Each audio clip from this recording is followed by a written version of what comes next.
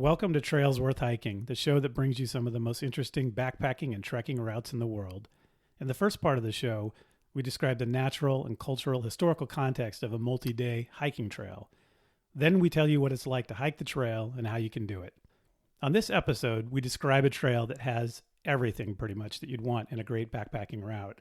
It has alpine lakes, pine forest, mountain meadows, glacially carved valleys, a deep, lush river canyon, soaring granite peaks, and even a rejuvenating hot spring days away from a trailhead.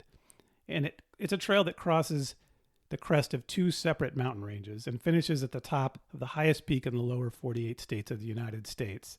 It's a trail as beautiful and as challenging as they come. The High Sierra Trail on this episode of Trails Worth Hiking.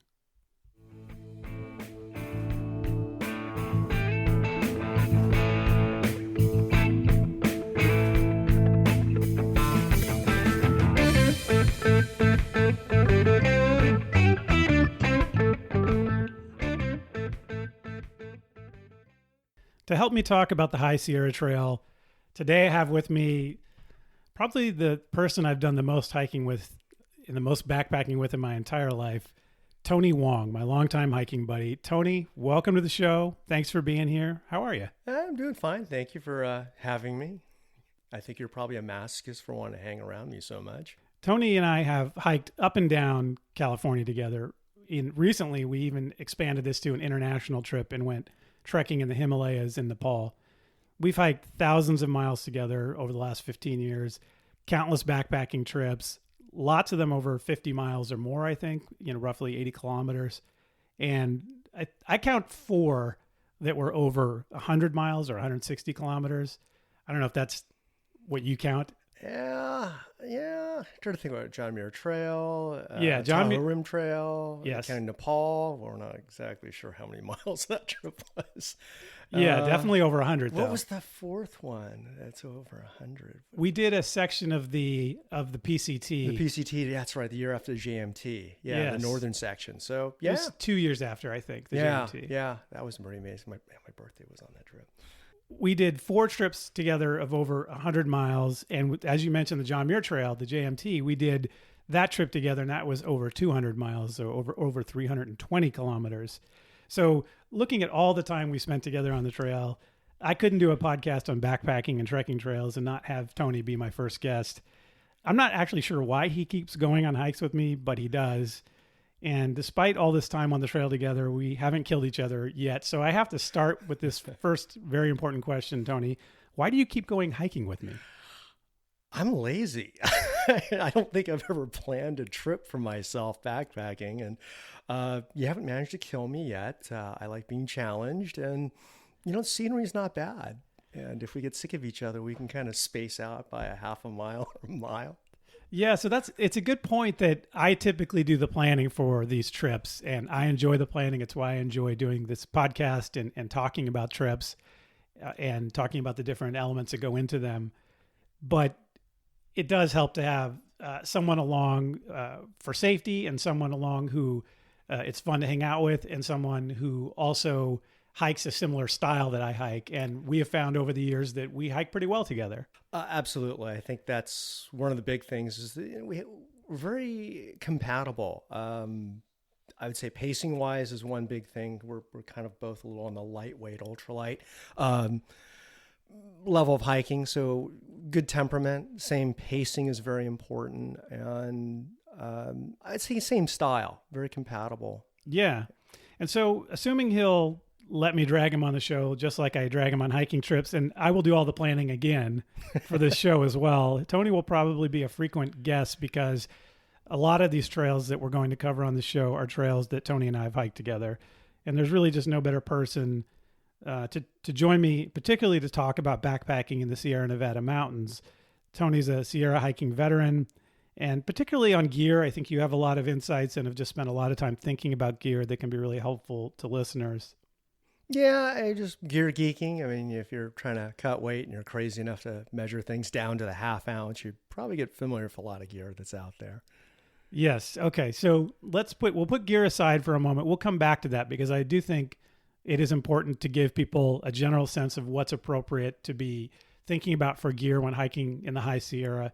So we'll do that a little bit later on. But let's start. I'm going to start this show with some background, a little bit on where is the Sierra Nevada? What is the Sierra Nevada? For those of us who live here in California, it's our backyard and it's our playground, and it's where we go to see some of the best backpacking, in my opinion, in the world. But for a lot of people, they may not know much about it. So in general, the Sierra Nevada is a mountain range that's east of the San Joaquin Valley in California. And the San Joaquin Valley is essentially California's agricultural powerhouse. So you have this area where they grow citrus and nuts and raisins and all kinds of things that are exported around the world and are just high quality agricultural goods. And the reason they're able to do that in large part is because there's this fantastic soil that has come down from the erosion of the Sierra Nevada mountains. There's water that comes down from the Sierra Nevada mountains. The Sierra Nevada mountains are really what has made California what it is. And so let's talk a little bit about those, about that mountain range. The Sierra Nevada mountains is basically a 400-mile block of granite that formed 100 million years ago in the Triassic period. And it's the way granite is formed, it's an igneous rock. And what that means is it's molten and it's formed underground and it hardens underground, unlike volcanic stuff that comes to the surface. And so you have molten rock that hardens underground, and then ultimately it gets pushed up. And things here on the west coast of the United States get pushed up because you've got a subduction zone. You've got continental plate at the Pacific, the end of California clashing with the next plate over. So you've got this one plate going under another, and it's pushing the rock up. And so the igneous granite that's formed 100 million years ago comes to the surface. And that happened about 4 million years ago, where there was an uplift and this granite was exposed. And what exposed it was erosion by glaciers. And then once the granite came to the surface, obviously it has been heavily shaped by glaciers as well, which gives the Sierra Nevada some of its most fantastic features, its amazing valleys and peaks. One thing to keep in mind about the Sierra Nevada is they're angled in a particular way. They rise slowly from the west, and so they are a gradual rise in the west, and then they reach the crest in the eastern side of the Sierra Nevadas, and then there's a very steep escarpment in the east that drops off pretty severely. So it's almost two different kinds of mountain ranges when you come from the west versus when you come from the east.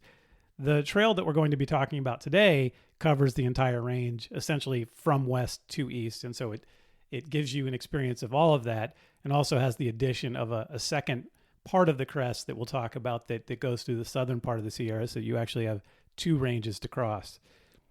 So Tony, you've been to the eastern Sierra Nevada and seen that escarpment from Highway 395, from Lone Pine and places like that. How do you think about the way the Sierra Nevada feels in the western side versus how it feels in the east? It's very different. Kind of on the eastern side, they kind of got screwed.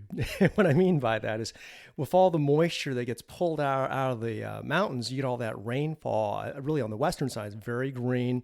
You get to the eastern side, it is, very deserty in some ways, very arid. Sure. Yeah. So the eastern Sierra Nevada is desert, and as you get to the very southern end, it kind of feeds into the Mojave Desert. So you're right. There's a rain shadow there, and you have a high desert. It's on the east. And so what the way it affects backpacking is that from the west, you have more gradual climbs uphill, and on the east, it's just a really steep climb to get anywhere. But the advantage of some trails that start on the east is that you get into the high country very quickly. One thing also, as I mentioned, is that this is really, the Sierra Nevada is really the water for California. It's the primary water source for most of California, and it drains west to San Francisco Bay, which really wouldn't be there without it. San Francisco Bay is the confluence of two major rivers, one of which comes from the Sierra Nevada. So let's talk now about where this hike is. The High Sierra Trail is in Sequoia National Park. Tony, do you know why Sequoia National Park is actually there? No idea. I just kind of go where you tell me. Okay. So what if I told you that Sequoia National Park arose as a result of a plan to create a socialist utopia? A utopia. Okay. Well, don't you feel like it's a utopia when you go there? It's beautiful, but no, I don't think it's a utopia. Okay. So let me tell the story of this. There's a guy named Lawrence Gronlund. He's an immigrant from Denmark. And in the 1880s, he was a leading socialist in America. In 1884, he wrote a book called The Cooperative Commonwealth. And this book was essentially a model for collective progressive settlement. I don't know, maybe think of it like an early model for doing a commune or something. And he was trying to replace Marx's sort of class struggle idea with the deliberate cultivation of cooperation. And this book was apparently hugely influential. And only a year after it was published, a man named Burnett Haskell in San Francisco, who was a lawyer and labor organizer, decided to create the Cooperative Land Purchase and Colonization Association, is what they called it, to create Gronlund's utopian society. The only question they had was, where do we create our utopian society? And so they searched the Pacific coast and even parts of Mexico. But ultimately, the problem that they came upon is, even if you're going to live in a commune somewhere in some utopian society, you have to be able to survive financially. And so the answer, can you guess what the answer was? Resort in the mountains? No, that's a good guess, but no, the answer was timber.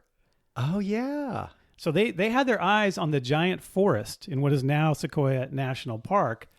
And so the giant forest is an area of Sequoia National Park that's made up of sequoia trees, which are the largest trees on Earth. You've been to the sequoia trees? Yeah, absolutely. They're amazing. And so they're not part of this hike per se, but at the beginning of the hike, you start in a grove of sequoia trees. Yes.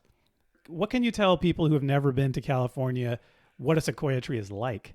It's unreal. It's one of like a Jurassic tree. I mean, these things go back thousands of years.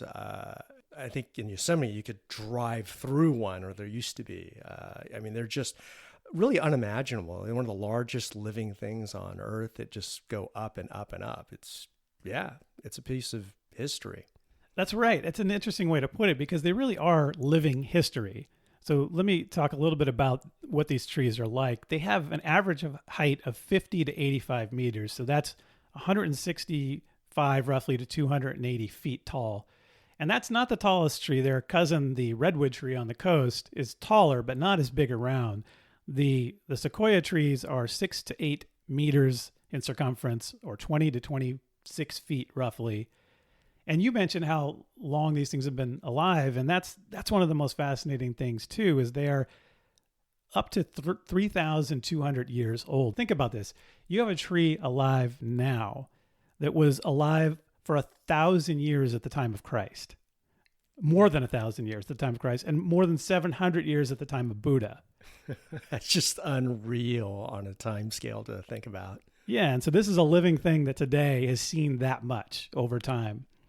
There are 68 groves in the western Sierra Nevada, and they're at a range of typically 1,400 to 2,150 meters, or 4,600 feet to 7,050 feet. The General Sherman tree is the largest, again, not the tallest, but largest meaning most massive tree on Earth. It's 84 meters tall, which is about 275 feet.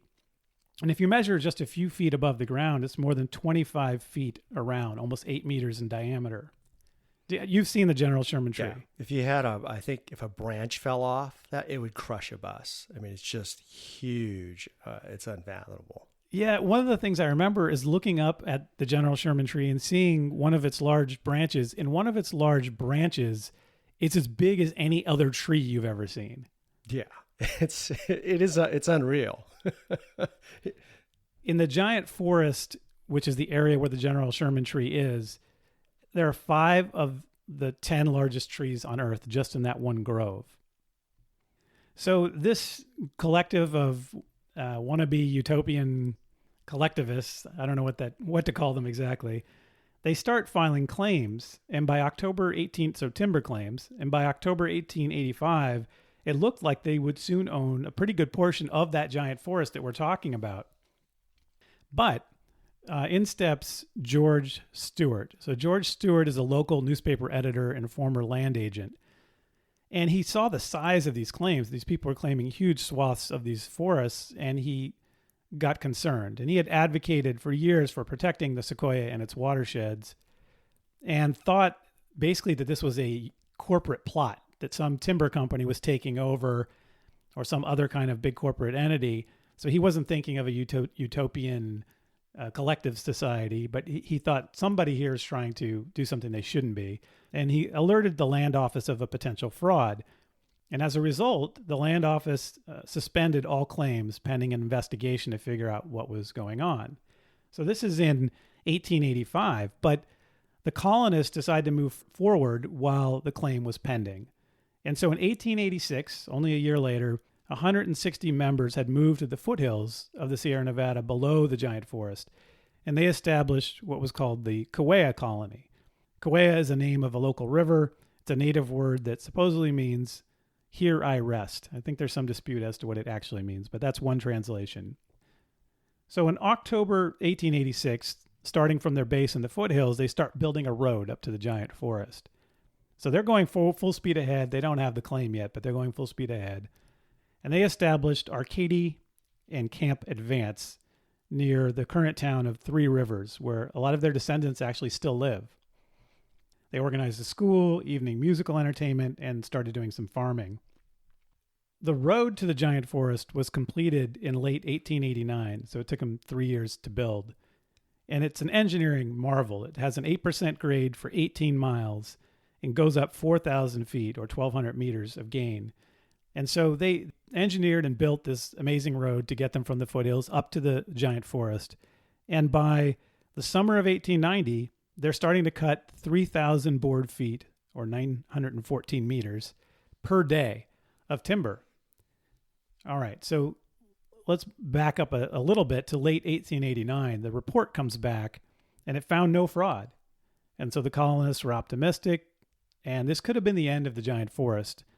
But the report languished for reasons that aren't totally clear, and the claims weren't granted. Meanwhile, George Stewart, the newspaper editor and former land agent, he wasn't done. He went straight to congressmen and to General William Vandiver, who was a congressman at the time, and asked him to introduce a bill to create a park containing certain of the sequoia groves, which didn't actually include the giant forest, but included other sequoia groves. And that legislation was quickly passed and signed by President Benjamin Harrison. So in September 1890, because of this guy's efforts, because of George Stewart, Sequoia National Park was born. So Tony, in September 1890, how many national parks did the United States have? No idea. 3, 4, none?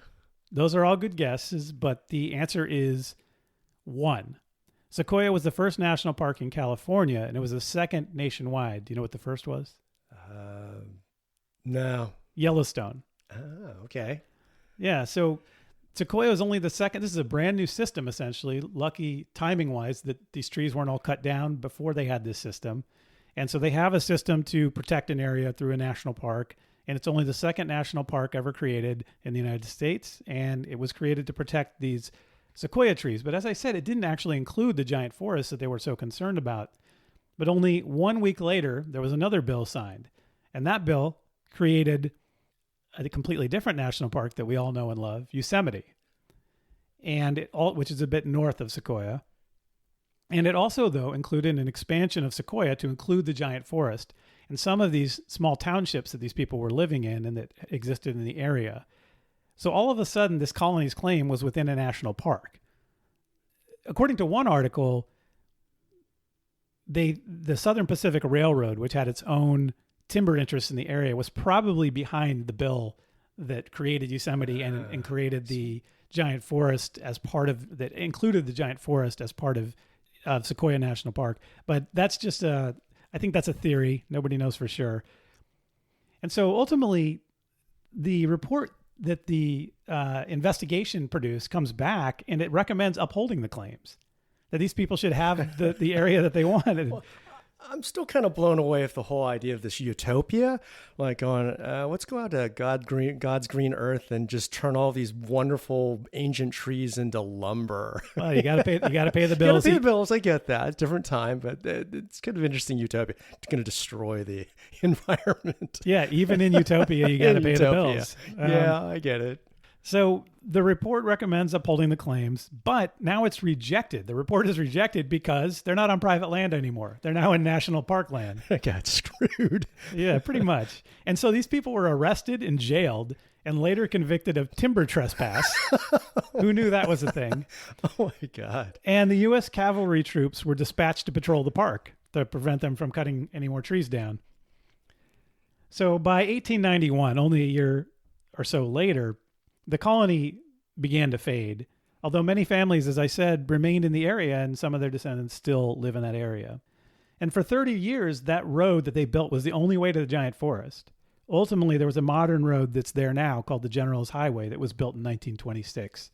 But it took a long time for someone else to actually build a road through the park. Do you know if that old road or the original road, is it still functional? That is a very good question. That thought just occurred to me as I said that. It might be... I want to say I read that it might be something you can travel on foot. I don't know. It's a good question. We should find out and hike it if we can. Yeah. So Burnett Haskell, who started this utopian society, things did not work out well for him. This guy was, again, a lawyer and labor organizer from San Francisco before all of this. He reportedly died alone and embittered, addled by drink, in a ramshackle cabin by the ocean on the outskirts of San Francisco. Okay. Don't try to make a utopia next time. Well, then I guess I come back to where I started this story about the creation of this national park is, did he succeed in creating utopia or not? Actually, you could say because of his actions, inadvertently he did. And we have something here today because of his actions. If he didn't start, there wouldn't have been the impetus to protect this space. So there you go. We do owe him something. Exactly. Right. Maybe not the way he would have wanted it to work out, but I agree that there's something in this story that has a nice, happy bow tied to it at the end of it. All right, so we've got this park in 1890 that encompasses these big sequoia groves, but it doesn't encompass the part of the park that the High Sierra Trail is in for the most part. So in 1926, the park expanded through additional legislation, and it more than tripled in size and went all the way to Mount Whitney, where it is today. And so it added lakes and canyons and forests of pine, cedar, fir, juniper, lots of peaks, and the Great Western Divide, which is that second crest of the Sierra in the west, in the southern part of the Sierra, that is in really its own mountain range within the Sierra. And there were no roads into this backcountry in 1926 that were added to Sequoia National Park, and there was one poor trail. At the time, the superintendent of the park, John White, he decides we're going to build a trail to connect all the way to Mount Whitney, from the western side all the way to Mount Whitney. He also decides no roads will ever be built in the High Sierra part of the park. With a lot of these parks, when they get added into the system, do you think they were added in part just because of their inaccessibility to commercially develop? Like, well, we'll just add to the park system because no one else is going to develop it. Is there some aspect of that?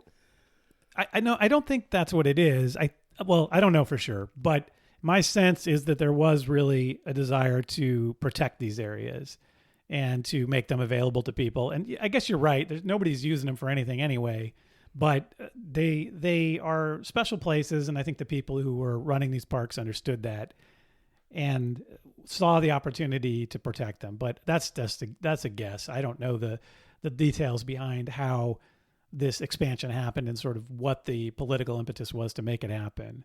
But I do think it's notable that the superintendent of the park decides we're not going to put any roads into this backcountry, and we're going to build a trail to make this place available to people if they're willing to work for it, which is the High Sierra Trail is the trail they decide to build.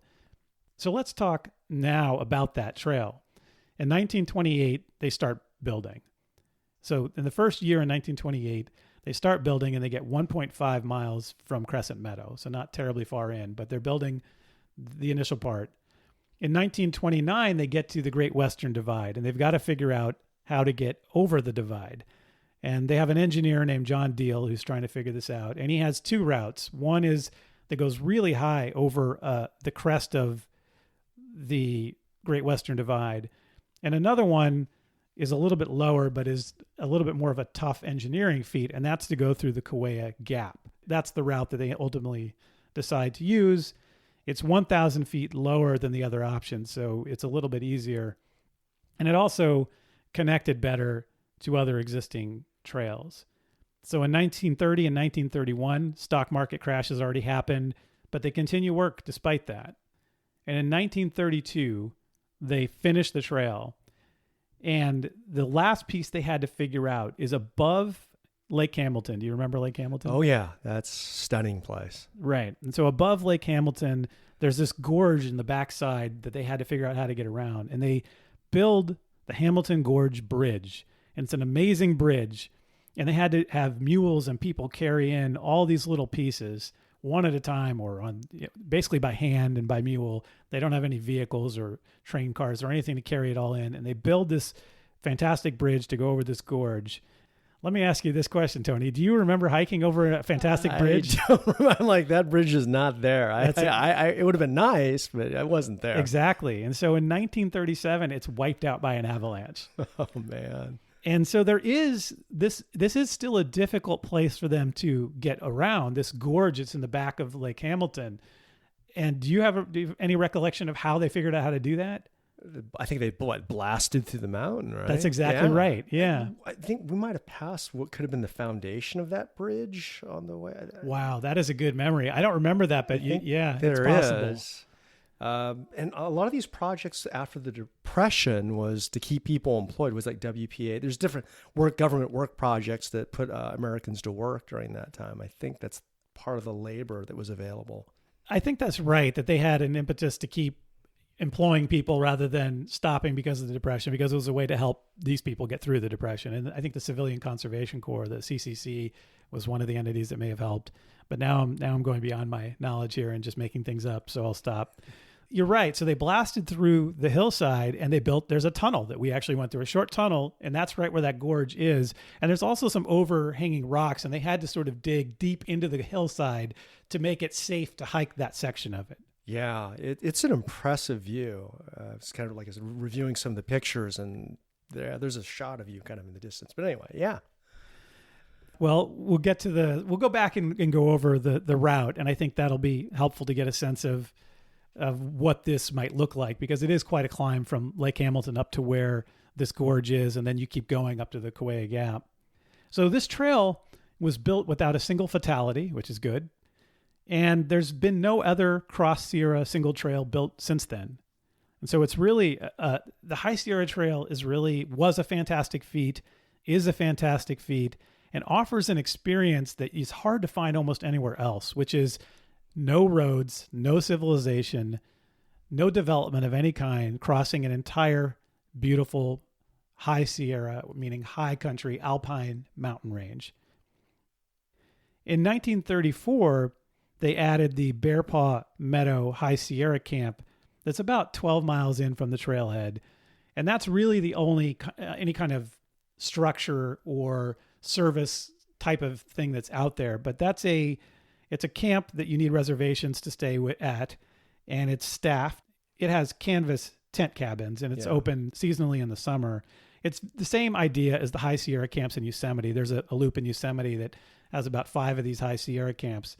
And so for people who aren't really ready to do full backpacking and set up their own tent and lay out their gear, or just don't want to go through the trouble of doing that, this gives you one opportunity to get to within day hiking range of some fantastic places along the Great Western Divide.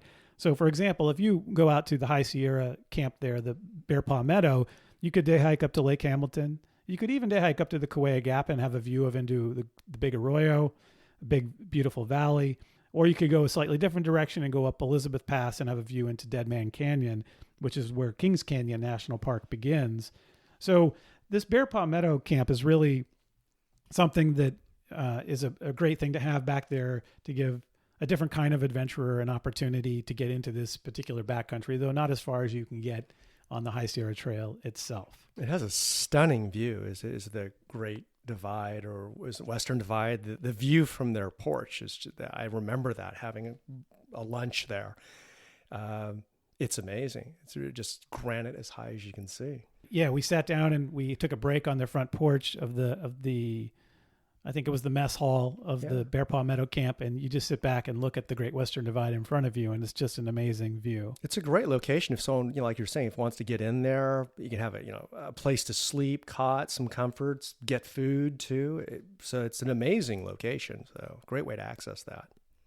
So let's talk about hiking the trail, and let's start with logistics. And here, Tony, is where I really want your help a little bit. Let's talk through some of the basics of hiking in the High Sierra, because people who are listening to this may come to California to hike this trail, and it may be the first time they've ever hiked in the High Sierra. And so there's several things that I think are important to talk about. One is the weather. How would you think about dealing with weather in the High Sierra? Fortunately, if we're talking about like prime time for being able to hike in the Sierra, is probably going to be August and September. Even though summertime, July can get some mosquitoes, you can still have snow depending on the elevation. But fortunately, it's pretty dry. We haven't really experienced a lot of rain. You still want to have your rain gear.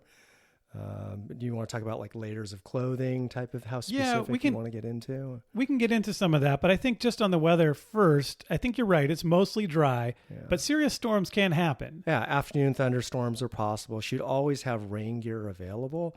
But fortunately, if it's in the afternoon, stuff can dry out pretty quick, but be prepared. Yeah, absolutely be prepared for serious rain, even if it never happens. And the more you're prepared for it, seems like the fates will decide that the less likely it is to happen. Yeah, if you can just stay warm and dry, you will be comfortable. Yeah, and one thing to think about is when you have a clear morning, that doesn't necessarily tell you anything. You kind of have to look and see how the clouds build through the day. They might get to a point where it seems like it's going, once it starts clouding up and you see the towers forming, then you'll have a pretty clear sense that today's one of those days where maybe it looks time to look for somewhere to wait out a storm. Yeah. Because when it comes down out there, it can come down all at once, particularly in the southern Sierra in the early summer. There's this weird phenomenon where storms come up from the south in the southern Sierra in the early summer. And so places like Sequoia National Park, as opposed to more northerly parts of the range, such as the Tahoe area, can get hammered pretty badly by early summer storms. So that's something to think about. You also mentioned mosquitoes. I agree, that's definitely something that's a concern in the Sierra. People are often surprised at how bad the mosquitoes can be. And there's a couple things I would say there. One is that they happen early season. And people will say, well, what does early season mean? And that can change, right? Yeah. It depends on how much snow there was. I kind of tend to look at the season is delayed because it's higher in elevation, where maybe in July you might go down lower. You go, oh, it's sunny, it's super warm, but it's really kind of spring up there. Things are thawing out. That's exactly right. So you could be at one part of the trail and have no mosquitoes at all where you set up camp, because it's a part of the trail where the mosquitoes may have already done their thing and sort of dispersed and finished mating and all of that. And so if there was water there a month ago, but it's dry now, the mosquitoes are probably gone. But then you hike the next day and you camp 2,000 feet higher up, you could be in a horrible swarm of mosquitoes if that area has just recently thawed and there's puddles everywhere. Yeah. That's why I think August and September is really kind of that perfect time to be in the Sierras, because you've kind of eliminated some of the snow, kind of melted, which means mosquitoes have gone away. You're probably further enough into the season that you're not going to probably get snowed on in August and September. Yeah, I think August and September is typically safe, though I will remind you that we hiked the John Muir Trail in August, and it was the worst mosquitoes we had ever experienced, because it was a year that there was a lot of snow. Yeah, the snowfall was like 140% of normal, so that delayed the season. So I think when you're in the Sierras, it's important to see what was the winter like before, so that what's the snow levels like. Exactly. And so the other thing that we just talked about, how there might be mosquitoes at one elevation and there might not be at another, I think that's another important thing to think about in the Sierra, is the massive elevation changes you can experience in a day. Yeah, and you can also use that elevation or some of the topography to protect yourself from mosquitoes, like campsite selection. You want to be away from the water. If it is an area of mosquitoes, if you're up on a ridge line, you get a little more breeze going through. You can help it mitigate some of that based on site location or camp selection. How do you think about the elevation changes, putting aside the bugs and the weather? How do you think about elevation changes just as far as the ability to get where you're going and the hiking intensity? Elevation is a very important because if you just look at the map and say, okay, here, I'm going to do 10 or 15 miles, you really have to look at the elevation change, gain or loss. That, can make things really huge. Part of it, you look at my travel time or speed might get cut in half going uphill. Consciously on the downhill side, I want to go a little faster to make up for some of that time. So just factor in elevation, very important in terms of just rather than looking at how many miles, definitely look at the elevation. Okay. And what about stream crossings? For example, early season when the snow's just melted, how do you think about that for someone who, let's think of a traveler who has typically been in areas where there's bridges everywhere? Well, that can, depending on when and where, that can be pretty dangerous. You got to be very careful. My thoughts have always been, if you're going to do a stream crossing, if you can do it earlier in the day is nicer, because when the sun's up, it you get more melt, you increase the flow of the water.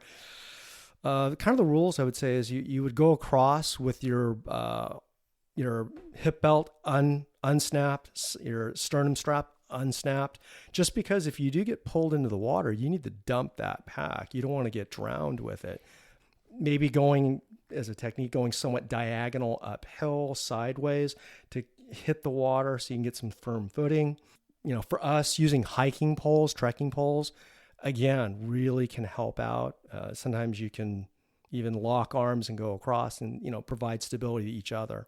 Yeah, and the trekking poles can be great because it can give you 3 points of contact with the ground. So you can have both trekking poles in front of you upstream and both feet down, and then you can move 1 foot at a time. Yeah. And that way you always have 3 points of contact and you're a lot safer.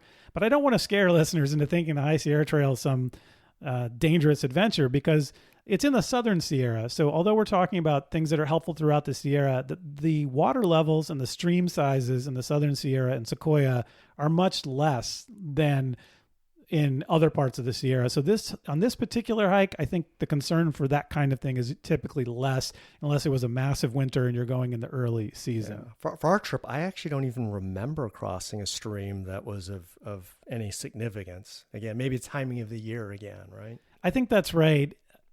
Also, I think the main river crossing, the Kern River, has a bridge. So there's really, it's not a huge issue, but I do think it's worth mentioning. If people go in early season, water can be something to think about. Okay, so we've talked about mosquitoes. What about other animal concerns? And I'll just mention the one that is sort of lingering in the background that's always on everybody's mind. People worry about bears when hiking in the Sierra Nevada. What is your take on bears? Yeah, when I talk to people, about backpacking and they're not in backpackers themselves, and the number one question I always ask is, what about bears? Oh my God, bears. I think bears, they don't want to have anything to do with us. At least the bears that we have here in the Sierras, they don't want to be around you. We've seen them a few times, but a lot of times they just want to take off and be left alone. It's just not a concern, really. I've run into them sometimes when they are attracted to food that I'm storing. And so that's the main thing. I think you're right. They're not interested in you. And so if you are separate from your food and your food is stored away from you, the bear is going to be more interested in trying to figure out how to get into your food. And they're not really a danger for the most part to you. Obviously, if you ended up to by some bad accident to end up between a mother and its cub, that could be dangerous. Just like if you were an animal between a human mother and her young child, she would be pretty upset. But in general, bears are not a threat to your safety. The bigger threat is to your food. Yes. I think going with that, we're actually more of a threat to the bears. I mean, if they get used to eating our food, because if we don't store it properly, they end up they're smart. They figured, hey, people, food. They sometimes get put down because being used to people being careless with their food. So we're kind of more of a danger to them. But yeah, I don't think they're a danger to us. If just be respectful. Well, for someone who's not come to the Sierra before, what's the food storage situation?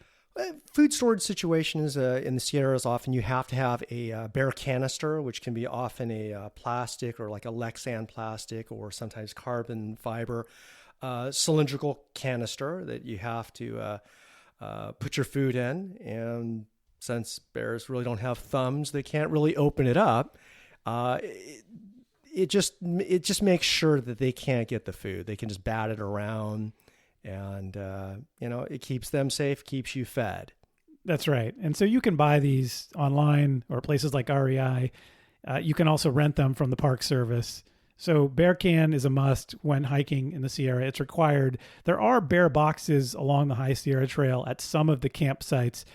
So there are places where the Park Service has put in larger food storage containers, but you are still required to carry. I wouldn't count on them being available depending on where you're going to end up that night. That's right. Plans change. It gives you more flexibility to not count on them, but it gives you extra security if they're there. One thing I'd probably mention along with that, if someone has not been accustomed to hiking with a bear canister, it does take up extra space in your pack. So you probably would have to account for maybe a little bit bigger pack than you might be used to accommodate for that size. Okay. So when backpacking in the Sierra, what should people be thinking about as far as water, as far as making sure that the water they drink is not going to give them some bacteria or problem for them, cause a problem for them? I think it's pretty easy today. You have chemical treatment like Aquamira, you kind of mix it up, or it can be tablets. You put it in the water, let it sit for at least 15 minutes, or you could go hours if you're really concerned about viruses. I happen to use the Sawyer filter. It's just pretty straightforward. It's an inline filter. It weighs maybe like 3 ounces, maybe costs $30-$40 maybe. So you basically put water that you collect from a stream or lake in one bag, and you run it through this filter by gravity. Gravity can squeeze it through. I can suck it through like a straw if I need to. So it's really kind of water on demand, but you have to kind of work on it a little bit. But I don't think it's even hard. You could even fill up a plastic bottle and screw the filter on that has a sport top cap, and you just pull it and suck through. And yeah, it's just water on demand. You just have to be able to back flush it and to maintain it. And you can do it in the field. It's easy. Yeah. So I think my recommendation is to have some sort of lightweight gravity filter like we're talking about, and to have also some tablets or Aquamira liquid Aquamira, which is a chlorine dioxide treatment, as a backup in case the filter breaks or doesn't work or gets jammed or whatever might happen. That whole system together is going to be pretty lightweight, and we'll make sure that you have water that is safe to drink throughout. There are some people in the Sierra who swear that the water is fine to drink no matter what and don't filter and are just more careful about the sources that they get the water from. I know someone actually who's hiked for many, many years and never filters actually. So for him, it's all about site selection, running water. And fine, I don't think the filter really changed the taste. So to me, why take that risk? If you get ill, that'll wreck your trip, and it can really endanger your life if you're pretty far out there. So I don't see a reason not to treat. I agree with that. So to get on the High Sierra Trail and on many trails throughout the Sierra Nevada, you do need a permit, particularly in the national parks. And so that's something to think about. We'll talk about the specifics on Sequoia, but in general, if you're going to hike in the High Sierra, definitely think about getting a permit. We talked about water, but one of the things that kind of goes with that is where you set up camp. In the High Sierra, unlike a lot of parts of the world, you can camp wherever you want. And that gives you a lot of flexibility in how far to hike each day. Really, the only limitation is where is there a water source, so that it's obviously much easier to camp near a stream or a river or a lake, because then you have water on demand. Although you could always take water in sufficient supply and move on if you want to hike further and just use that same water that evening, which is another option in certain areas. But in general, you have a lot of freedom as far as camping in the High Sierra. Yeah, you do. But one thing, the Sierras oftentimes has a lot of water, and I think most trails are put there in relationship to where's the water. Right. Water is life. But that said, looking at the map, knowing where you're maybe going to camp, you're generally going to want to say, hey, I want to be near a lake, a stream. It just makes life easier, and it's something kind of pretty to see at the same time. Dry camping you can do, but it's a lot of work to carry all that extra water. I thought you just camp near the flush toilets, right? You know. So I raised that because I think people are going to wonder who haven't done this kind of backpacking before, or maybe haven't been in the High Sierra where there are no facilities of any kind. Where do you go to the bathroom? It's actually pretty easy. You're going to dig yourself a cat hole. I mean, you go off the trail, you want to get away. You dig your hole. It's like 6 inches deep. I don't know, like 4 inches wide. You leave your little deposit, you bury it back up, stick a flower or a rock on top of it, move on. Exactly. I won't go into more detail there, but just be aware that that's the general principle. All right. So there are some ranger stations in the High Sierra associated with these parks, but my experience is sometimes, I won't say sometimes, most of the time, there's nobody there. Yeah, I would not risk my life, gamble my life on that station. We just really haven't seen them open. One other thing I would mention about the High Sierra is because the Sierra Nevada is in California, where the climate is fairly dry compared to most mountain ranges, there is the ability to do cross-country travel, meaning off-trail, in lots of the High Sierra, where you can just hike from, let's say the trail goes north-south and you want to go to a lake that's a mile to the west. If you have a good map, you can usually do it without there being any trail. There's not going to be too much underbrush getting in your way most of the time. Obviously, the terrain can be steep, and that's something to be thinking about. But it's really, I don't know if it's unique, but it's really, in my experience, unique that there is such easy cross-country travel, although still cross-country travel is very difficult. Yeah, well, I think what's nice about it is, I haven't myself done a lot. I think, maybe we've done once or twice, but you're above tree line, right, in a lot of areas. And that makes it a lot easier to say, look at the topo, I want to go to that particular lake. So your navigation is a lot easier. Slower going. I mean, I like trails because you can just fly. It's just brain dead easy. Yeah, that's true. The few times that we've done cross-country trips, I think it's been more than once or twice. One of them I remember in particular was by accident, where we were we couldn't follow the trail anymore. We ended up descending some cliffs that were not fun. Yeah, let's see. Wait, which trip that was in the Emigrant Wilderness, going down from Chewing Gum Lake to Bear Lake. Right. Yeah. Fun times getting lost. All right, and so you can use the availability of cross-country travel to go hike peaks, to go to some lakes that aren't on your main trail, or to some basins where there may be multiple lakes. And there are opportunities to do that on this trip and throughout the High Sierra. And that gives you an opportunity to do a layover day if you want. For example, you could camp at the same location for 2 nights and spend a day exploring a basin or hiking to the top of a peak or doing something like that gives you an extra adventure within your adventure.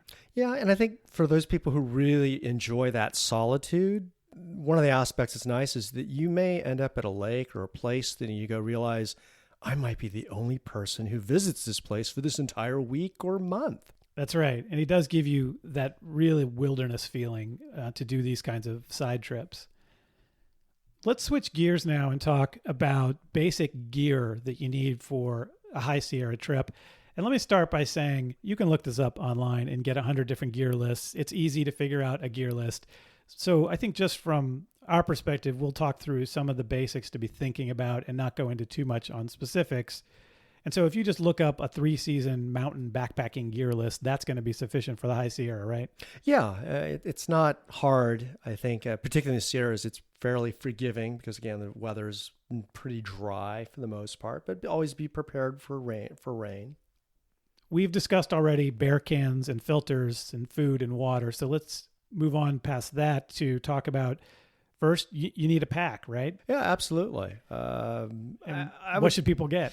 I don't mean brand, but in general. Right. In general, so what I would say, though, is you want to get a pack, buy the pack last, probably would be, I think, the suggestion.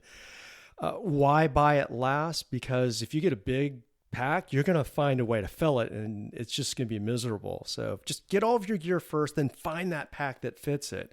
But it's got to be comfortable. If you are thinking of doing a long hike, I would highly recommend, take it out on a couple weekend trips. Make sure it doesn't chafe or rub.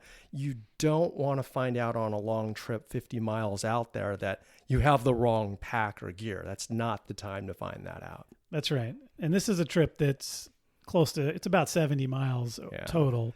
So you definitely want to make sure you have a pack that you've used before and that is comfortable, or you're going to have a potentially miserable trip. In general, I would recommend as light as you can get, but for most people who aren't into super lightweight gear, a fairly light but still somewhat conventional internal frame pack is probably the way to go. Most people are going to get an internal frame pack, which in a certain sense is really a duffel bag with a hip belt and shoulder straps, and you want that weight to go onto your hips. That's one of the big things. You want to make sure that it fits and transfers to your hips. The older type of backpacks that were first out there were external frame packs. So it's just kind of a metal ladder with you lash stuff onto it and carry tons of stuff. But it's just considerable. You don't see a lot of them sold. Yeah, I think people who still have them still like them, and I don't see any reason not to bring one if that's the kind of gear you've had forever. That will work on this trip. So after you have a pack, which you're comfortable with, then you're going to be camping out there because there's no accommodation. So you need some kind of tent. Lighter is better. I don't think we need to say more on that now, but in essence, the lightest tent that you're comfortable buying that you can set up and provides protection from bugs and rain. And another option is to go with a tarp and bivvy. If you don't mind sleeping out and just basically in a sleeping bag with a cover over your sleeping bag, or even just a tarp on the ground with just your sleeping bag, that works quite well in the Sierra. Always want to have some sort of tarp in case the rain comes down. But because it's such a dry area, there is a real opportunity to just sleep under the stars if that's something you want to do. Yeah, I think for a lot of people, if you're looking for a tent, you're going to be looking at what they call a 3-season tent. So that's going to be your spring, summer, fall. If you're really doing winter, that's a heavier, more durable tent, but generally not necessary for normal backpacking. You don't need that extra weight. Okay, and sleeping bag or a down quilt. So I think most people would probably opt for a sleeping bag who aren't comfortable using a quilt, which is a quilt basically wraps around 3 sides of you and doesn't have a bottom to it. The idea being that you're smashing down the insulation in the bottom anyway, so it's sort of extra weight that you don't need to carry. And some people, frankly, who move around a lot when they sleep, a quilt can actually be more comfortable. Yeah, no, definitely. A quilt, in a certain way, it's like how you sleep at home. It's a blanket, kind of, but That's it has right. a foot box like a sleeping bag. Definitely the attraction there is that it can be lighter because there isn't the bottom part like you're used to. If you are an active sleeper tossing around, that gives you some freedom. Then maybe the negative on a quilt is if you're not accustomed to it, it can be a little drafty, which can get you a little cold. Mm-hmm. I think maybe temperature-wise, if I had only one backpack or a quilt, I would probably look at something that's in the 30 degrees Fahrenheit range. Some people will go with 20, but if you wear extra some of your clothing with you, you can push that temperature down and save some weight if that's important. Yeah, I think that's right. 20 to 30 degree range, somewhere in there is going to be fine for the summer in the Sierra. 20, you're going to be quite cozy. 30, like Tony said, you might need a little bit of extra clothing if it gets very cold, but on most nights you'd still be fine in the high summer. And I'd say from our experience or from what I recall, I always think in the Sierras, no matter what the time of the year is for 3-season, I always anticipate the possibility of something like 28 degrees Fahrenheit as a low, possibly, whether it's just for a few hours in the evening time at the coldest part of the night. But I always want to prepare for that. Some people are warm sleepers, some sleep cold, so you have to kind of adjust your own biology, if you want to say, and that's your experience. And we're saying 20 to 30 degrees here. We're talking Fahrenheit, so you can convert that to centigrade if you need to. Okay. Down is definitely best in the Sierra because it's a dry mountain range. A down sleeping bag or quilt is going to give you the most warmth for the weight. If you were in an area where it was very humid and rained all the time, you might want synthetic because it would stay warmer when wet. But in the Sierra, I really think down is what you're looking for. Unless you're allergic to down, I would go with down. And the specifics on that is with down, the drawback, it's great, it's lightweight, but if it gets wet, you are kind of screwed. It's not going to dry out very easily. So you lose all of your ability to stay warm. So keeping that bag dry is critical. Okay. And so you're also going to need a sleeping pad. I won't go into specifics there, but there are lots of options there. And kitchen, which essentially is a stove, a pot, a spork, and that'll depend on the kinds of meals, sort of what gear you need there, depending on what you use for meals for backpacking. And I don't think we need to go into too many specifics, but just to note, you're going to have to bring everything you need to prepare your own food. Hot meal is a wonderful thing at the end of the day. That's Hot right. drink, it's a good thing. Yeah, some people can't go without their tea and coffee, and plus it'll warm you up. So that's great to have all of that. Clothing, generally you want light and synthetic.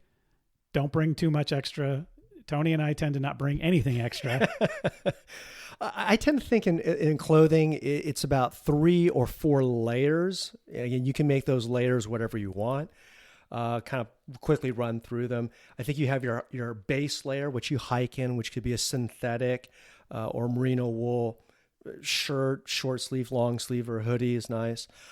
From there, if I'm getting a little bit chilled hiking, I like a wind shirt. That is somewhat optional. I call that the 4th optional piece, which is a non-breathable, light, generally kind of a plasticky type of jacket.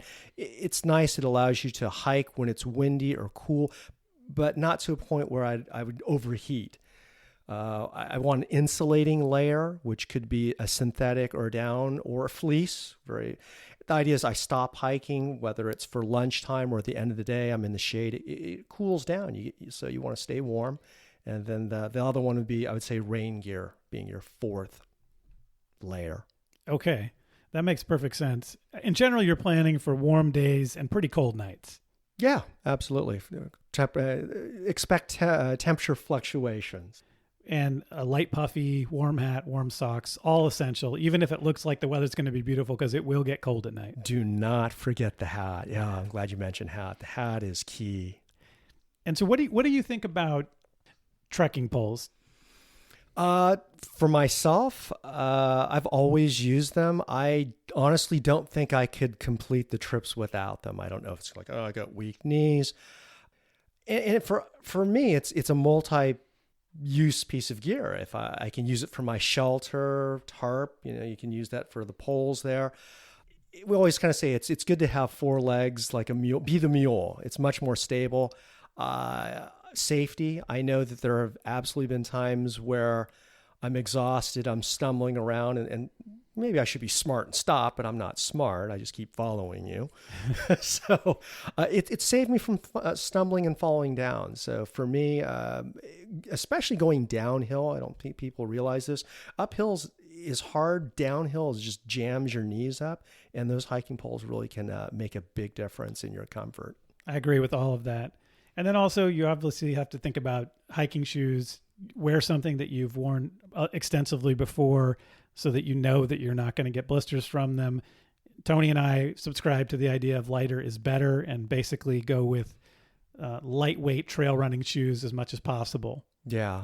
Lighter, nicer, but definitely lesser margin of error for safety. Yeah.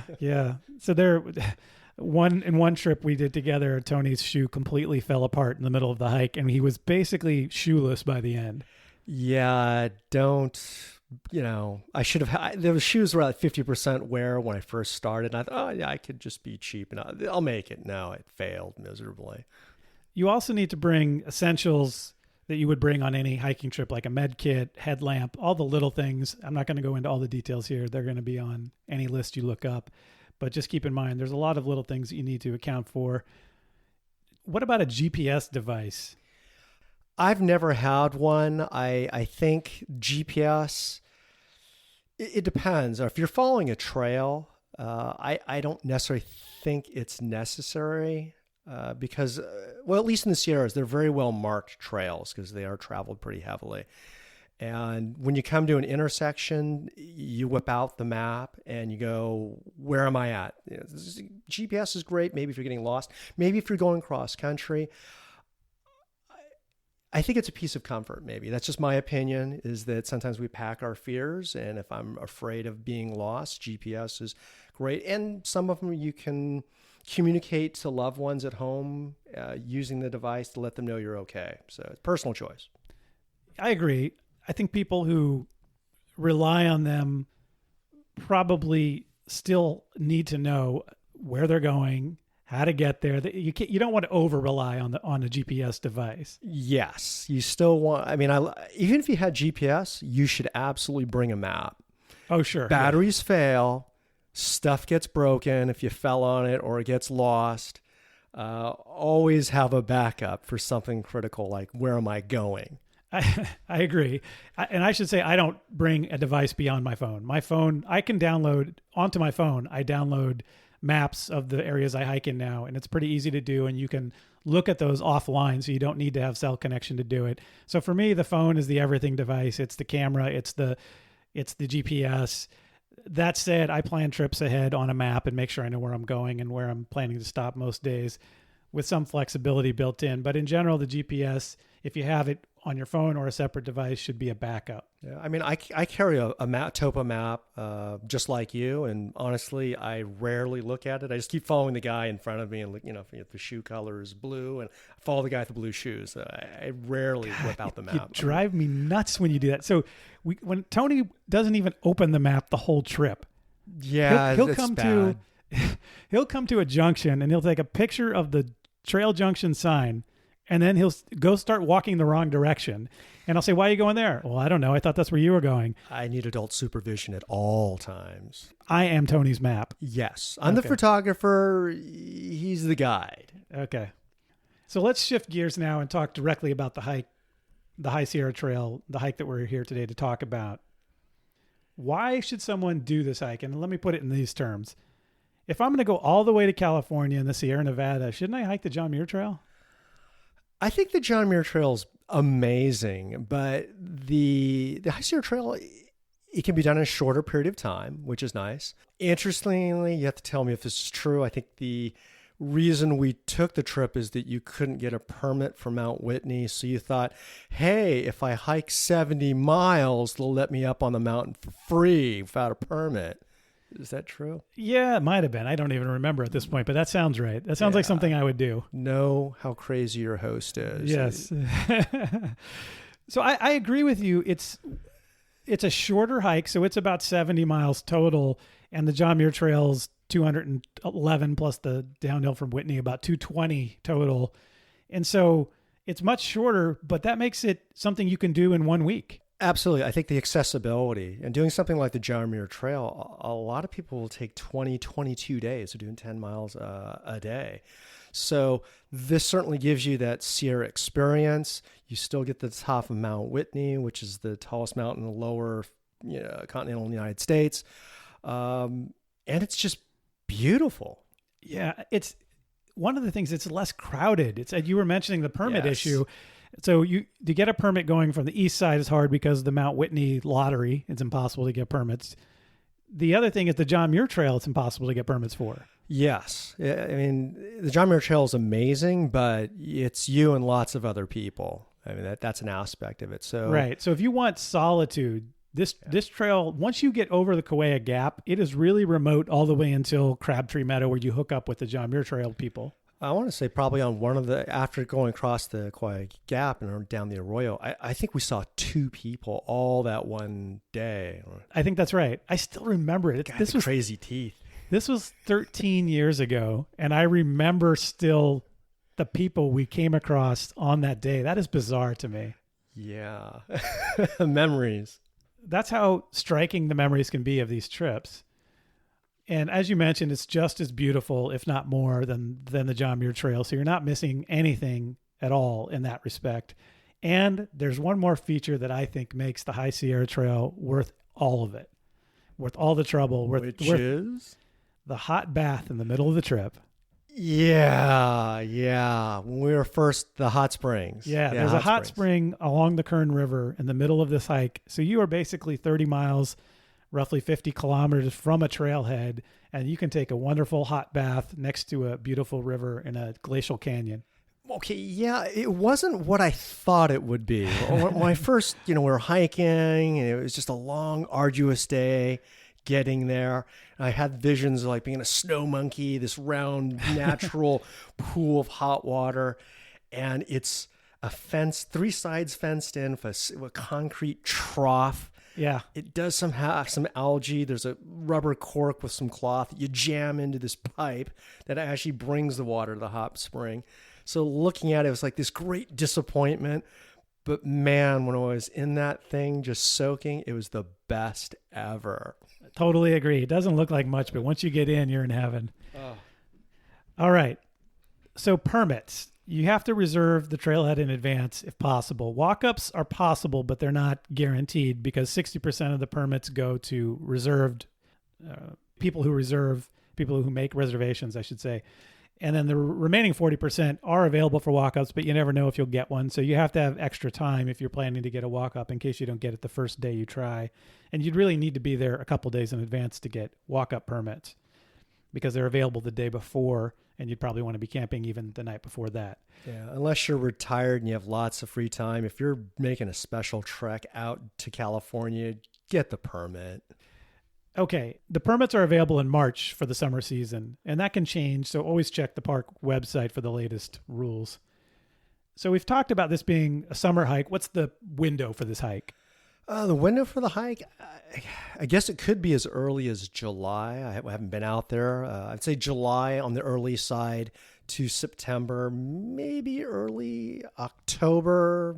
But, I said August. We've done a lot of ours during August, September. I think is always best. I think August and September are the high season, and they're really the best weather to be out there. September is great if you can do it because you have less people because kids who are in school are no longer out there. So if you want some solitude, September can be after Labor Day, can be great. One thing I'll mention, though, is I think this is really, it is a July, I think, to October hike. So I think you can do it in those earlier months. And I should mention, I'm taking my son out to this area next month. We're recording this in 2020, and we have a permit for July, early July, but we haven't had a big winter. It was a pretty mild snow season. Yeah, it was a pretty mild winter, and as a result, I'm hopeful that it won't be a problem. And we're gonna try to get over the Sequoia Gap without any snow on it, and we'll see what happens. Yeah, check with the rangers. I mean, if you're planning the trip, maybe just before, call the rangers. They're really good about giving you any information they know about the conditions out there. I will absolutely do that. And I agree that October is a great opportunity also, but with October, you have to follow the weather reports because there can be massive snowstorms that come in October, but it could also be completely clear and just a little bit cooler than during the summer. So that's an opportunity if you also want to do it when there's less people out there. In June and early July, depending on the season, you could have snow on passes. You could have tons of mosquitoes. And so those are things to think about.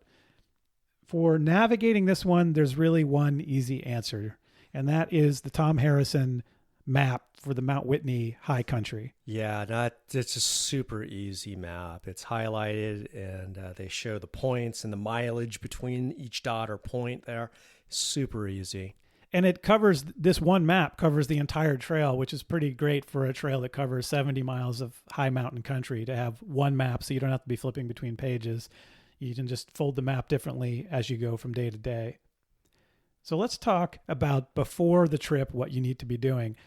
I think the most challenging thing for most people for this trip is going to be if they start in the western side of the Sierra, how do they get back? If they have a car on the western side, how do they get back to the western side? Yeah, transportation. And I guess some people, because you get to Whitney, I guess they could catch some type of ride to LA, maybe, and catch an airplane. I think is that what people would do? Yeah, see, you don't even know, because when we did this trip, we had the benefit of a retired father. Yes, we had the kind of a limo-ish kind of experience. Yes. The Pendry Express. So my father, who's retired, picked us up on the eastern side of the Sierra and drove us all the way back, which was about a 7-hour drive, all the way back over the Sierra and back to our car on the western side. So if you can find somebody who is willing to shuttle you, a retired relative who you can pay and take out to dinner, you might have a great opportunity there to get back as a shuttle. But if you don't have that, there are other options. One is you could have two cars. If you had multiple people hiking, you could leave one car on the east and then drive to the west, hike the trail, and then come back around to pick up your car on the west. So two cars, even though it's an extra day essentially to do the shuttle for this hike, it's worth it. And two cars is probably a great option. There are shuttles and buses. So as you mentioned, if you're coming in to LAX or to SFO, if you're coming into the San Francisco or LA, the two major cities closest, you can use public transportation. But again, you have to build in a lot more time to do that. And there's obviously the expense. Yeah, well, public transportation is going to be a lot cheaper than renting a car or something like that. Yeah, like sit for all those days. Yeah. Yeah, exactly. Getting there from LA is probably 5 hours or so to the western starting point. From San Francisco, I think it's a little longer, maybe 5.5. The major city you go through from San Francisco on the way is Fresno. Coming from LA, you end up going through Visalia and Three Rivers, the small town that we mentioned. Three Rivers actually today is kind of an artist-centric area. It had an artist colony in the 1960s. And so that's something maybe to stop and see if the studios are open. I think the best option when you get up to into the park is to spend the night before at Lodgepole Campground. Yeah. I don't think, it's nice to have time to acclimate, have some downtime, get used to it. Otherwise, it's just going to be a long day. If you drive there, hit the trail, and just hike out for 6 or 5 hours, that's a long day. Yeah, I agree. I think to acclimatize, you really do want to have one night up there. And you've got this option of there's several campgrounds in the area, but I think Lodgepole is closest to Crescent Meadow where the trail starts. There's a permit office there. There's a grocery store. The General Sherman Tree and the giant forest grove that we mentioned is in between Lodgepole and the trailhead. So I think it's worth it. If you're going to go all the way to Sequoia, go see the giant forest. Yeah. I mean, it was something to kind of kick back and enjoy while we're in camp. It's not like you're bored to death there. There are things to do. Yeah, exactly. And again, if it's worth the time. So I would make time, get there a day early, camp at Lodgepole, see the giant forest. And then the next day you have a full day of hiking ahead of you, starting out at Crescent Meadow. One thing to possibly plan for is when you get to the other side, whatever your situation, you may want to think about what you're going to be doing for accommodations there. A couple of options. One is Whitney Portal Campground, right at the other entrance where you're going to come out as your exit, has campsites typically available. And I think when we did this trip, we actually got a campsite there. Well, yeah, we planned on 7 days of hiking and we did this in 4. So we had a couple days extra hanging out there waiting for our ride. We didn't hang out. I think our ride showed up the next day. I think we only spent 2 nights the night we got there. Yeah. And then my day and a half. And then my dad showed up and we spent one more night. So he didn't have to turn around that same day. Yeah. But if you can plan out the timing, you could reserve a campsite. If not, you could show up and hope that one's available. If not, you can get down to Lone Pine, which is the nearest town, and there are motels there. And onward transportation. You can take buses from Lone Pine to Mojave, to LA, back over to the western side. There's ways to get from there. You can arrange a shuttle to pick you up at Whitney Portal.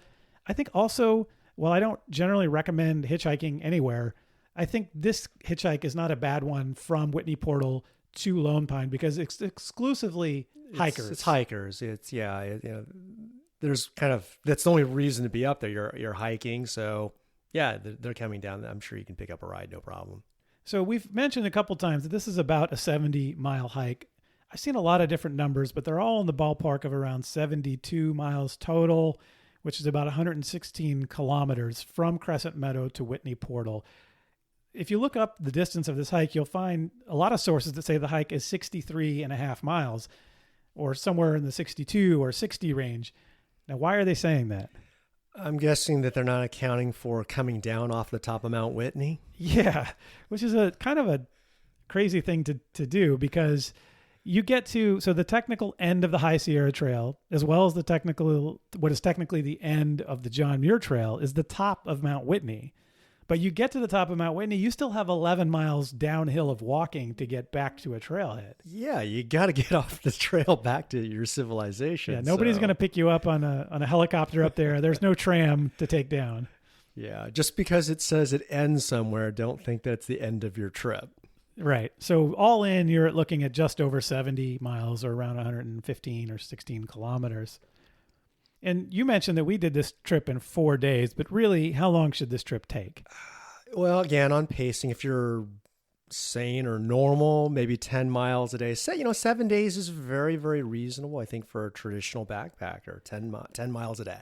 And I should mention that we took this trip early on in our evolution of becoming lightweight backpackers. Yeah. And as a result, we actually packed food for 7 days, but it only took us 4. So we were going faster than we had in past years because we were using equipment that allowed us to travel quicker.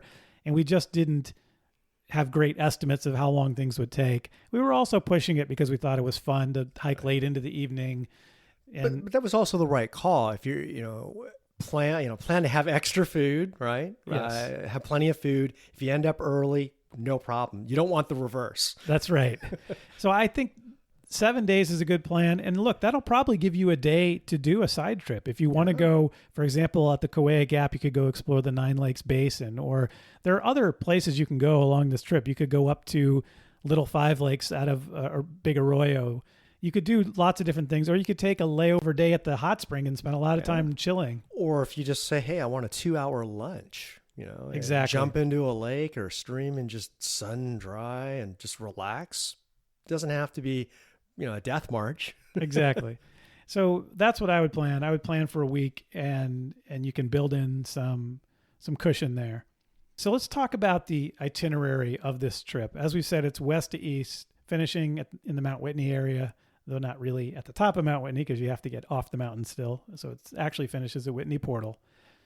The High Sierra Trail starts at Crescent Meadow at Giant Forest, or next to Giant Forest. And it's at 6,850 feet, the High Sierra Trailhead. The trail, there's a sign there that marks the beginning of the trail. And the trail is well marked throughout, as you mentioned earlier, Tony. But I will say that trails in the Sierra are not marked like they are in a lot of the world. They're not marked like they are in Europe in particular. And they really only mark them at junctions. Yeah. That's why it's I think, pulling out that map, when you get to a junction, make sure you are where you think you are and don't take a wrong turn at Albuquerque, which we've done before. Exactly. And I think that a lot of people who are used to hiking in other regions may be used to more frequent, for example, blazes where there's a particular sort of like flag or color scheme of 2 or 3 colors put together that mark the continued route of a trail. In places like Europe, those show up sometimes every 100 yards or every few hundred yards, and often where there's no trail junction at all. But in hiking in the High Sierra, there are trail markers, and they are marked well where they are marked, but they're not marked frequently. It's really just at junctions or some place that might be really difficult to follow the trail.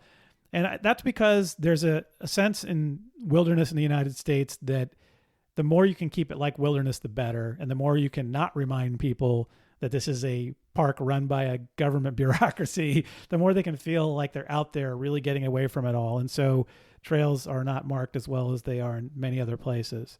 So we mentioned Bear Paw Meadow. That's really your first major landmark, right? You start out at Crescent Meadow, you follow along a canyon. It's about 12 miles into Bear Paw Meadow. And we've talked about that you must have reservations to stay at the hostel there, but there's also a backpacker camp there, but we didn't stay at it. I've heard it really doesn't have any views. No, I remember when we were walking in it's like again the High Sierra camp there. It's off to the left of the trail before you get to the actual the camp area, or where the lodge, where the kitchen areas. It was just a flat, very open, exposed spot. So you could make it work in a pinch. I wouldn't want to be there forever. Okay. So it's a good first night option if you're exhausted and it's getting late in the day. But another option, which I think is the better one, is Hamilton Lake. Yes. If you can make that extra push, well worth it. And that's about 14 miles in, so over 20K to get there. Yeah. And it's a little bit of uphill at the end. It's about 3 miles or 5K past Bear Paw Meadow Camp. But it's just, so let me back up and say, we talked about Bear Paw Meadow itself having a beautiful view, but that's only from the camp, the High Sierra camp, not from where the backpackers stay. Right. So you're not going to have that view as much if you stay there.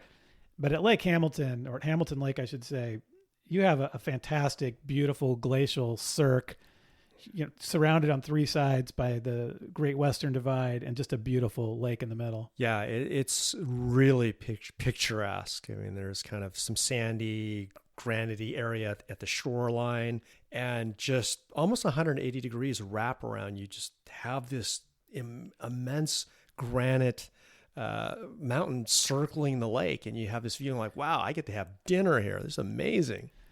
And so we joked that you don't have a flush toilet along this route, but there is actually a toilet seat, if you remember, at Hamilton Lake. I took a picture of it. Yes, there's a pit toilet that has a low, maybe 2 or 3 sided fencing around it, and you get to do your business looking at this amazing view. I think it's the best view I've ever had while doing that business. Yes, without a doubt.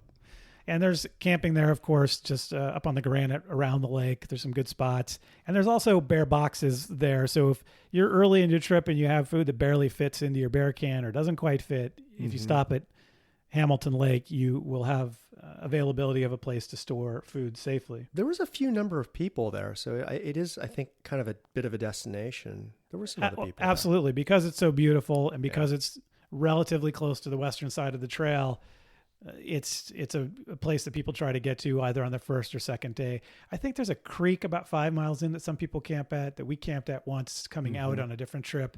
So some people, that might be day 2 to getting to Hamilton, but for most people it could be a long day 1. The view, so you're sort of in the Great Western Divide when you're at Hamilton Lake. Yeah. And just a little bit about the Great Western Divide. This is in the Southern Sierra. There are 2 crests of the mountain range. In the Northern Sierra, there's really just the eastern escarpment going up to the crest, and the highest point of the Sierra follows the eastern ridge of the Sierra. But when you get to the Southern Sierra, it splits, and you've got this western part, and then you still have the eastern part where Mount Whitney is. And so it's got summits that are over 13,000 feet, so over 4,000 or almost 4,000 meters. Oh, wow. It's really an impressive range. And it's got high, serrated, sort of angular or sharp mountain peaks. It's really beautiful. And when you get into Hamilton Lake, you're right in the heart of it. Yeah. That view from the High Sierra camp, I distinctly remember looking out at that Great Divide there. Because you're right, it's canyon or going in. And so you see a lot of trees and you see some granite, but you're hit with this imposing, impressive wall. And I just had not seen anything really like that before. So definitely a vivid memory. So after Hamilton, you head uphill and through the gorge area with a tunnel that we talked about earlier. And then you get to Precipice Lake, which is a really crystal clear lake near the Sequoia Gap. And then you go through the Sequoia Gap, which is your way across the Great Western Divide. And that's at 10,700 feet or 3,260 meters. And as we mentioned, that's the lowest route through the Great Western Divide. And when you get up there, you have a beautiful view down Big Arroyo. Big Arroyo, that's something. I go back to Precipice Lake. I remember one thing that stood out was the water there. I don't know if you remember. It was kind of that emeraldish, greenish, blue, just unreal colors to that water. Absolutely. It's fresh as can be. Yeah. If you're going to drink water without filtering it anywhere, which I don't recommend, that might be the place. So you get to the top of Sequoia Gap and you look to the right and you see down this beautiful, Big Arroyo is just a big wide canyon, kind of sparsely treed. So it just gives you an immense view. It's glacial, if I recall. Do you think it's a glacier? It has to be carved by a glacier. It's very U-shaped. But I think what is stunning about it is the width of it. I mean, you just see from side to side. It's almost like, as they say, as far as the eye can see, it's this big, arroyo. That's right. Well, the in Spanish, arroyo means small creek. So Well, that's the it's creek. Not, it's not small. So the arroyo is the thing running down the middle, but Yeah. the valley itself is called Big Arroyo. And if you look to the left from when you're at the top of Sequoia Gap, you have the Nine Lakes Basin, which I think you can see maybe the first lake from up there, but we didn't explore that. That could be a good layover day. There's several lakes up in a wide open basin, and that's just the kind of thing I was talking about earlier, where it's an opportunity to, if you want to have a layover day, to spend some time exploring an area that not a lot of people spend time in.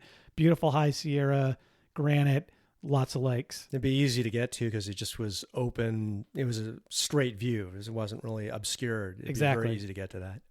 So then you head down the Big Arroyo. So the Big Arroyo starts at mile 23, and you've got up until mile 31 to get to Moraine Lake, which is your next really good stopping point.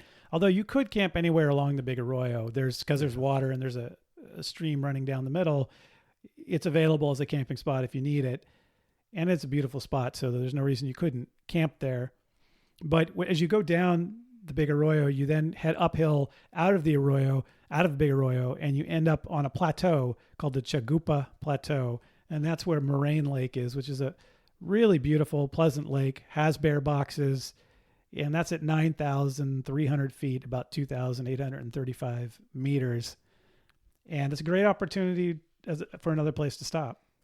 If we were smart, we would have stopped there. I know. I still remember we got there at about 3 p.m, and it was perfect to just relax and Beautiful. have a chill afternoon. And we, stupid idiots, we just kept hiking. Like, do you want to stop? And we looked at each other. No, just keep going. Yeah. So we hiked downhill from there, and from there you drop into Kern Canyon, which is just deep. And you go from 9,300 feet down to 6,730 feet, which is about 2,050 meters when you get to the junction with the trail going up Kern Canyon. Kern Canyon has the Kern River running down the middle of it.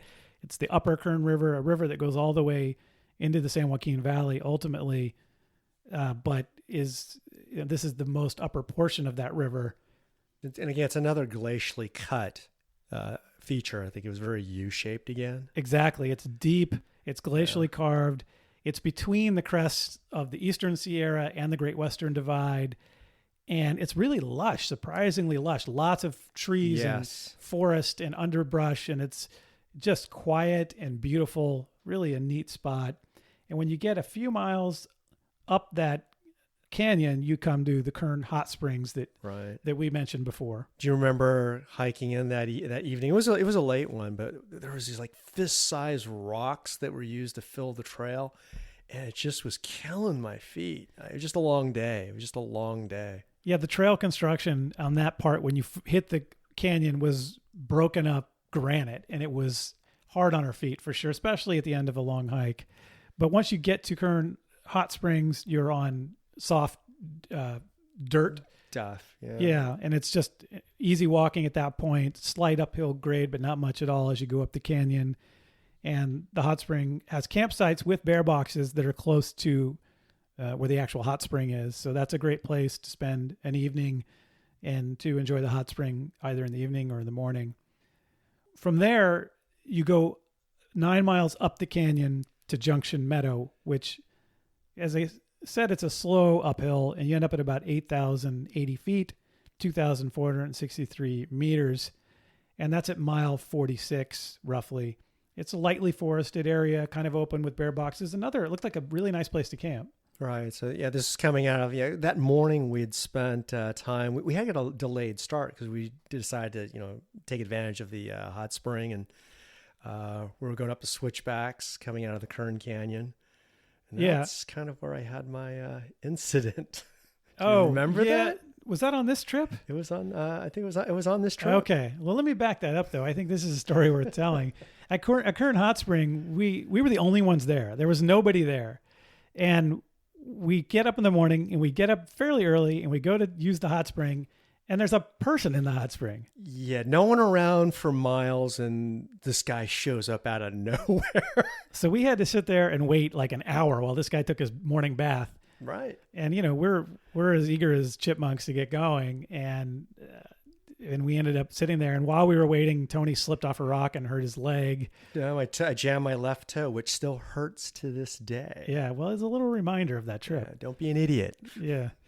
But ultimately, we did get to use the hot spring. This person, I think, had worked in a trail crew. They were part of the trail crew. Yeah, so downriver, there was a crew that was working on the trails, and they had a camp. And so we just hadn't seen those people and didn't know they were camped relatively close by, as I understood it. That's the way he explained it. Yeah.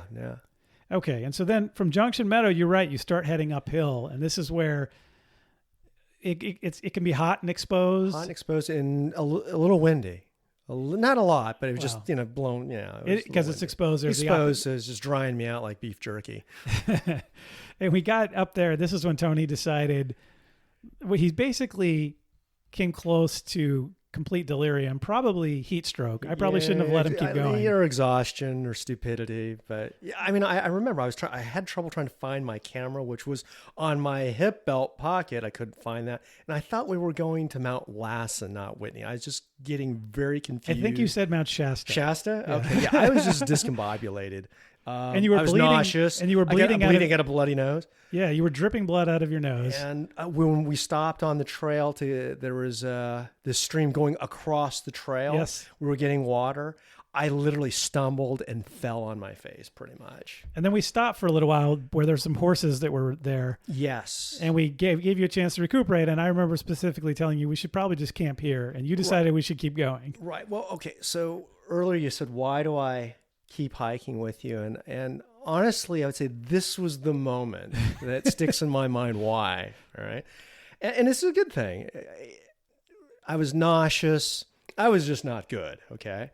But us being kind of type A, pushing it, we want to get the miles in. I remember you specifically saying, hey, look, we're ahead of schedule. We have no reason. We can just chill and stay here. That says a lot, because knowing we both want to get to that goal, go really fast, but to not make, to give me that time. Now, on my part, I don't know, we spent maybe an hour, 45 minutes. I remember having a bar, drinking, laying down. Then I said, I'll just keep going. And honestly, I don't think I remember the last 3 miles after that. I was just looking at the ground, shuffling like an old man, using my hiking poles like a walker. It was pretty stupid decision on my part. Well, it worked out in the end. So then the next major landmark is Crabtree Meadow, which we didn't camp at on this trip, but we did on the John Muir Trail. And that's at 10,660 feet, which is about 3,250 meters, and it's roughly mile 55. And so this is where things change a little bit.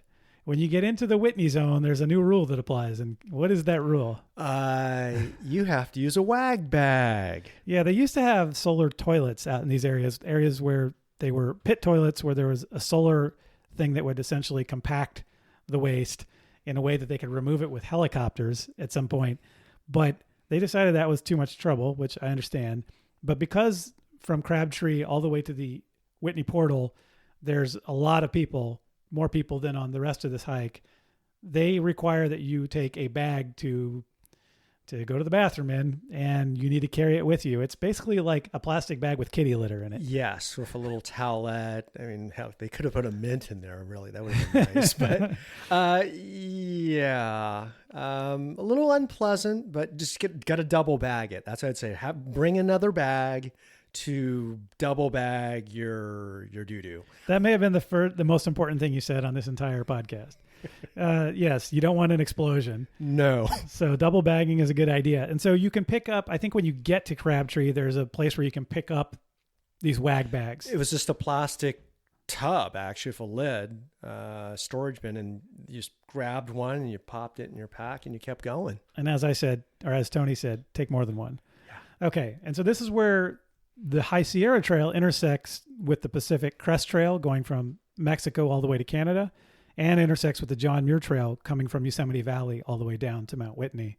And so, again, there's going to be more people there than what you've seen on the rest of the trail. There's also bear boxes at this point. If you go past Crabtree, the next campsite, which is where we camped on the High Sierra Trail, is Guitar Lake, which is really, I think, a cool spot because it is a true alpine lake. It is really high up. It's got kind of sandy beaches and rocks, and there's no trees. You're above tree line at that point. Some little flat, scrubby grasses growing there. And really, just a neat lake, and it's Mm-hmm. in a beautiful setting in the shadow of Mount Whitney.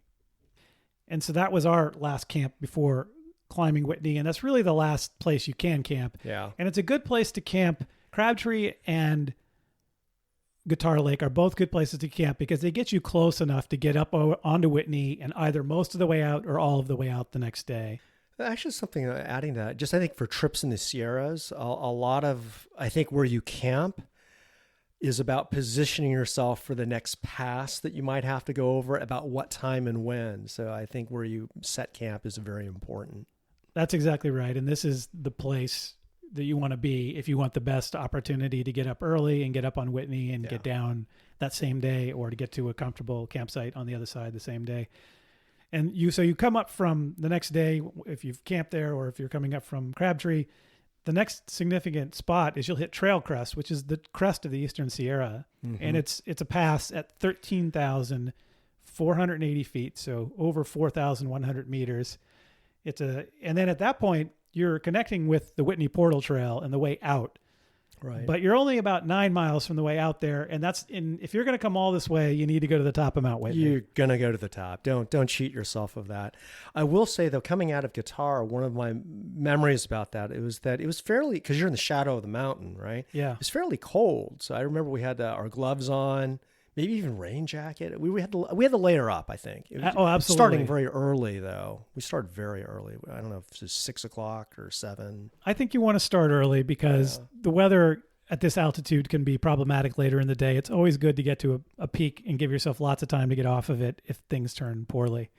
So, and also if there's less daylight, you always want to give yourself more daylight. Yeah. I always think of like getting to the top of Whitney, kind of in my mind, I want to be up there by noon, hang out for maybe an hour, then start my descent.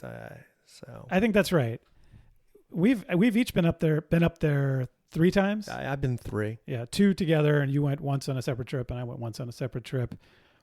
Okay, so it's a 2-mile hike from that junction at Trail Crest to get to the summit. It's still a walk up. This is not a technical climb by any means. It's a busy trail. They issue lots of permits, and so even though they issue less permits than people apply for, there are a lot of people up there. And even if you're going up fairly early in the morning, you're still going to see a fair number of other hikers, mostly coming up from the eastern side, from Whitney Portal. When you get to the summit of Mount Whitney, you're at 14,494 feet. You are at the highest point in the lower 48 states of the United States, and that's 4,418 meters. And as Tony mentioned, if the weather's nice, spend some time up there. It's a beautiful spot where you can overlook the Great Basin and I'll see all the way into Death Valley to the east and see all the way across the Sierra to the west to the Great Western Divide. And getting there early does help, both because of weather and just less people. And it's a pretty big granite shelf. There's plenty of room to hang out up there. And there's even a little summit hut that they've built as an emergency shelter in case weather comes in. Right. I think maybe something to talk about here is the fact of elevation, the impact of elevation on your ability to function. It's not just looking at the topo map, say how many miles, right? Elevation. So part of it, I remember going up there. I'd never been that high before. That really was my first time. And things were slower.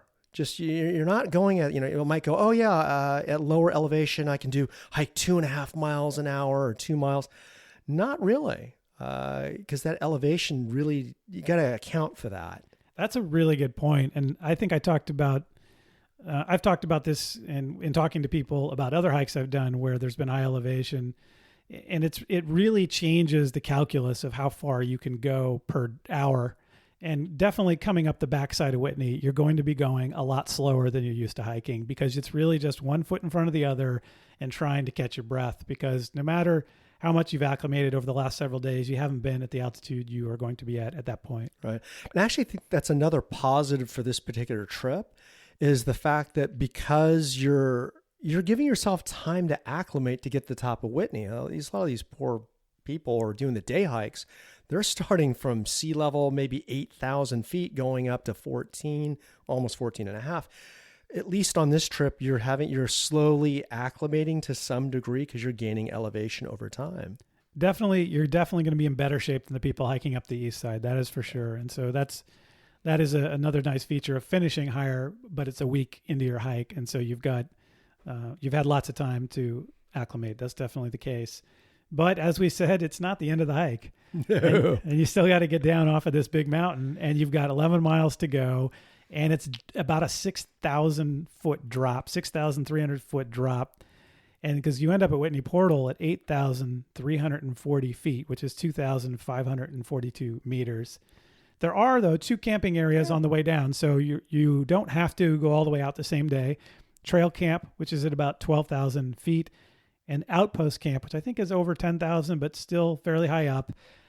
Trail camp is the most crowded. And if I was coming down off the mountain, I'd probably camp at outpost, because trail camp it's just kind of a desolate moonscape with a little bit of water and a little pond.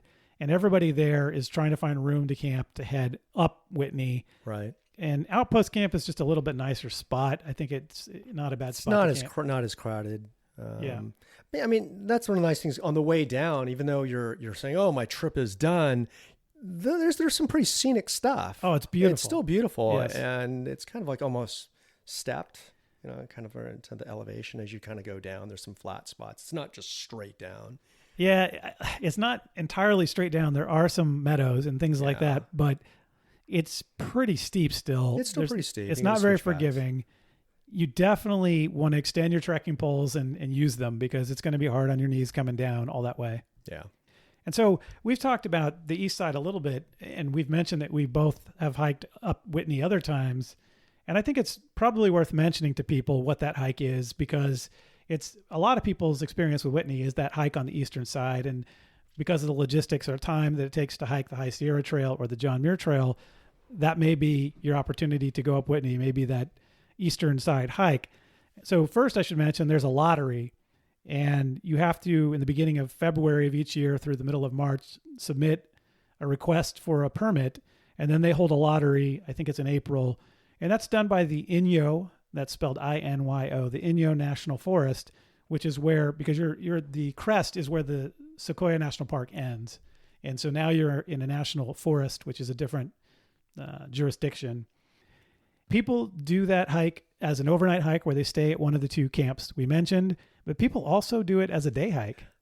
Probably the majority of people do it as a day hike, which I would myself never want to do. You've done it, right? No, I did it as an overnight. You did it overnight? Yeah. Okay. Smart man.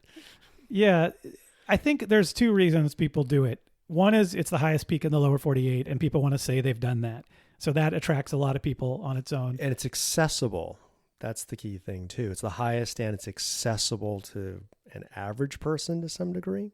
Yes, because it only requires trail walking, even though it's up at high elevation. There's no technical skills required. Right. There are technical routes, but not the one that most people hike.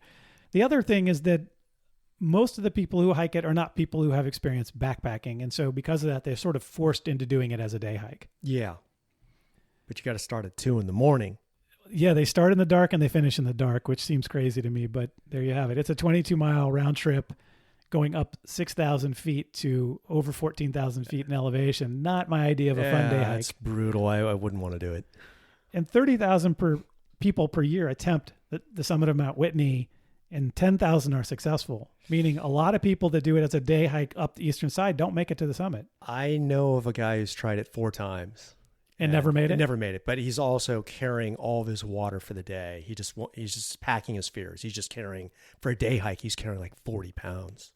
It's a bit extreme. I've tried to help him lose weight on this, but... Yeah, so bottom line is it's not a piece of cake if you want to do it that way, but it's available to you. And we recommend, as someone who is into backpacking or trekking or both, that you do it as an overnight, because you're going to have the know-how and the gear, and you'll have a much more enjoyable time. And the weather's always wonderful, right, Tony? Yeah, for the most part. Well, I'm alluding to the fact that when you did it, you didn't have great weather. No. What happened? Well, we got rained on, we got stormed on, and we made bad choices. A bad campsite choice. Campsite choice. So yeah, we got up there, rolled in the afternoon. So that was nice. Said, oh, hey, it's all packed full of tents everywhere. Hey, there's a spot over here. No one's there. It's kind of sandy, beachy, little sheltered. Let's camp over there, which was great. I had my tarpon bivvy. I even built the Great Wall of Wong. Yes. Took all these rocks and made it at the head of the tarp in the back, a wall. Well, it started raining at about 4:00 in the afternoon. By midnight, it was coming down hard, and we found out why no one was camping where we were at. It was a drainage ditch, basically. We had to relocate at really midnight in a storm to different places and locations to get reset up. That was, tents were getting shredded by the wind. It was just nuts. Yeah, so you can always run into harsh weather in the High Sierra when you least expect it. And Tony had that happen on a trip that I wasn't on, thankfully. I didn't have to go through that. But I planned it, so it screwed up. Well, you planned the trip. That's the problem.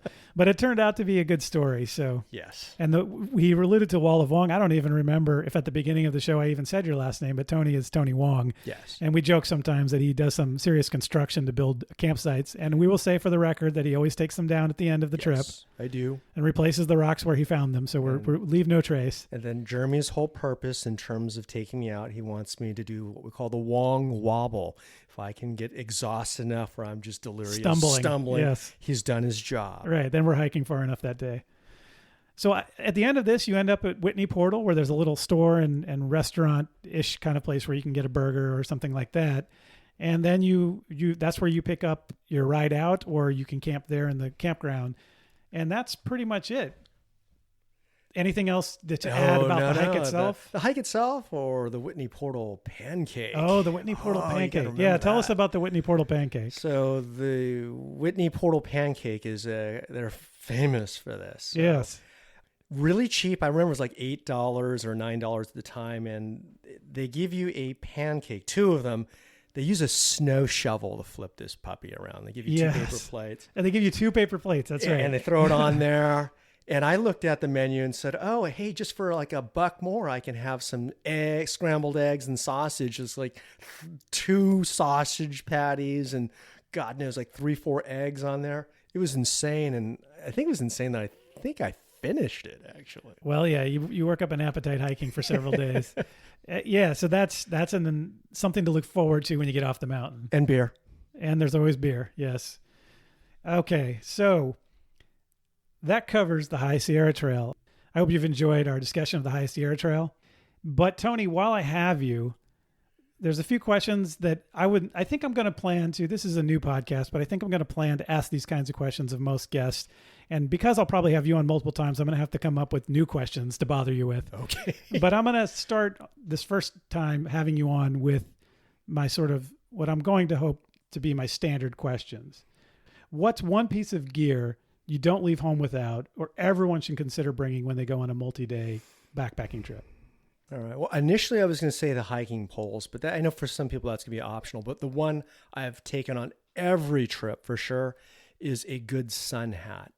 Okay. For us, it's the Sunday afternoon hat, which is kind of dorky. I call it built-in birth control.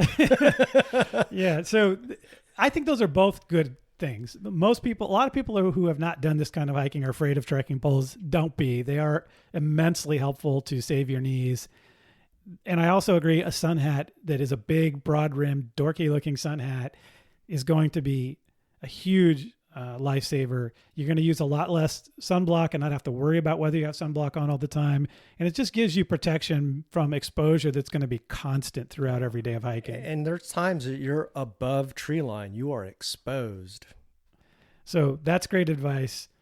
What would you say is the best backpacking, trekking, camping, or wilderness travel advice you've ever gotten? I think the best advice is the key to success is to be, if you're miserable, and truly being okay with it and just soldiering on, in the sense that it can rain on you. You could be wet. You could be tired. You can be miserable. And rather than just complaining about it, you just accept it and say, hey, that's part of the experience. I get the pleasure, I get the luxury and opportunity to be out here and enjoy this, and just kind of move on. You can't control the conditions, but you can absolutely control your attitude about how you react to it.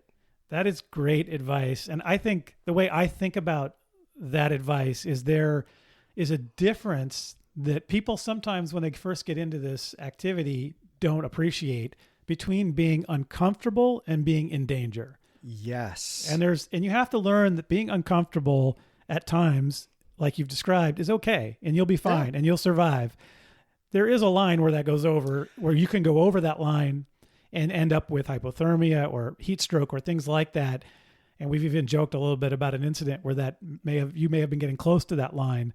But for the most part, being a little bit wet, a little bit too tired, a little bit hungry is fine. A little bit hot, a little bit cold. Those kinds of things, for the most part, are just inconveniences.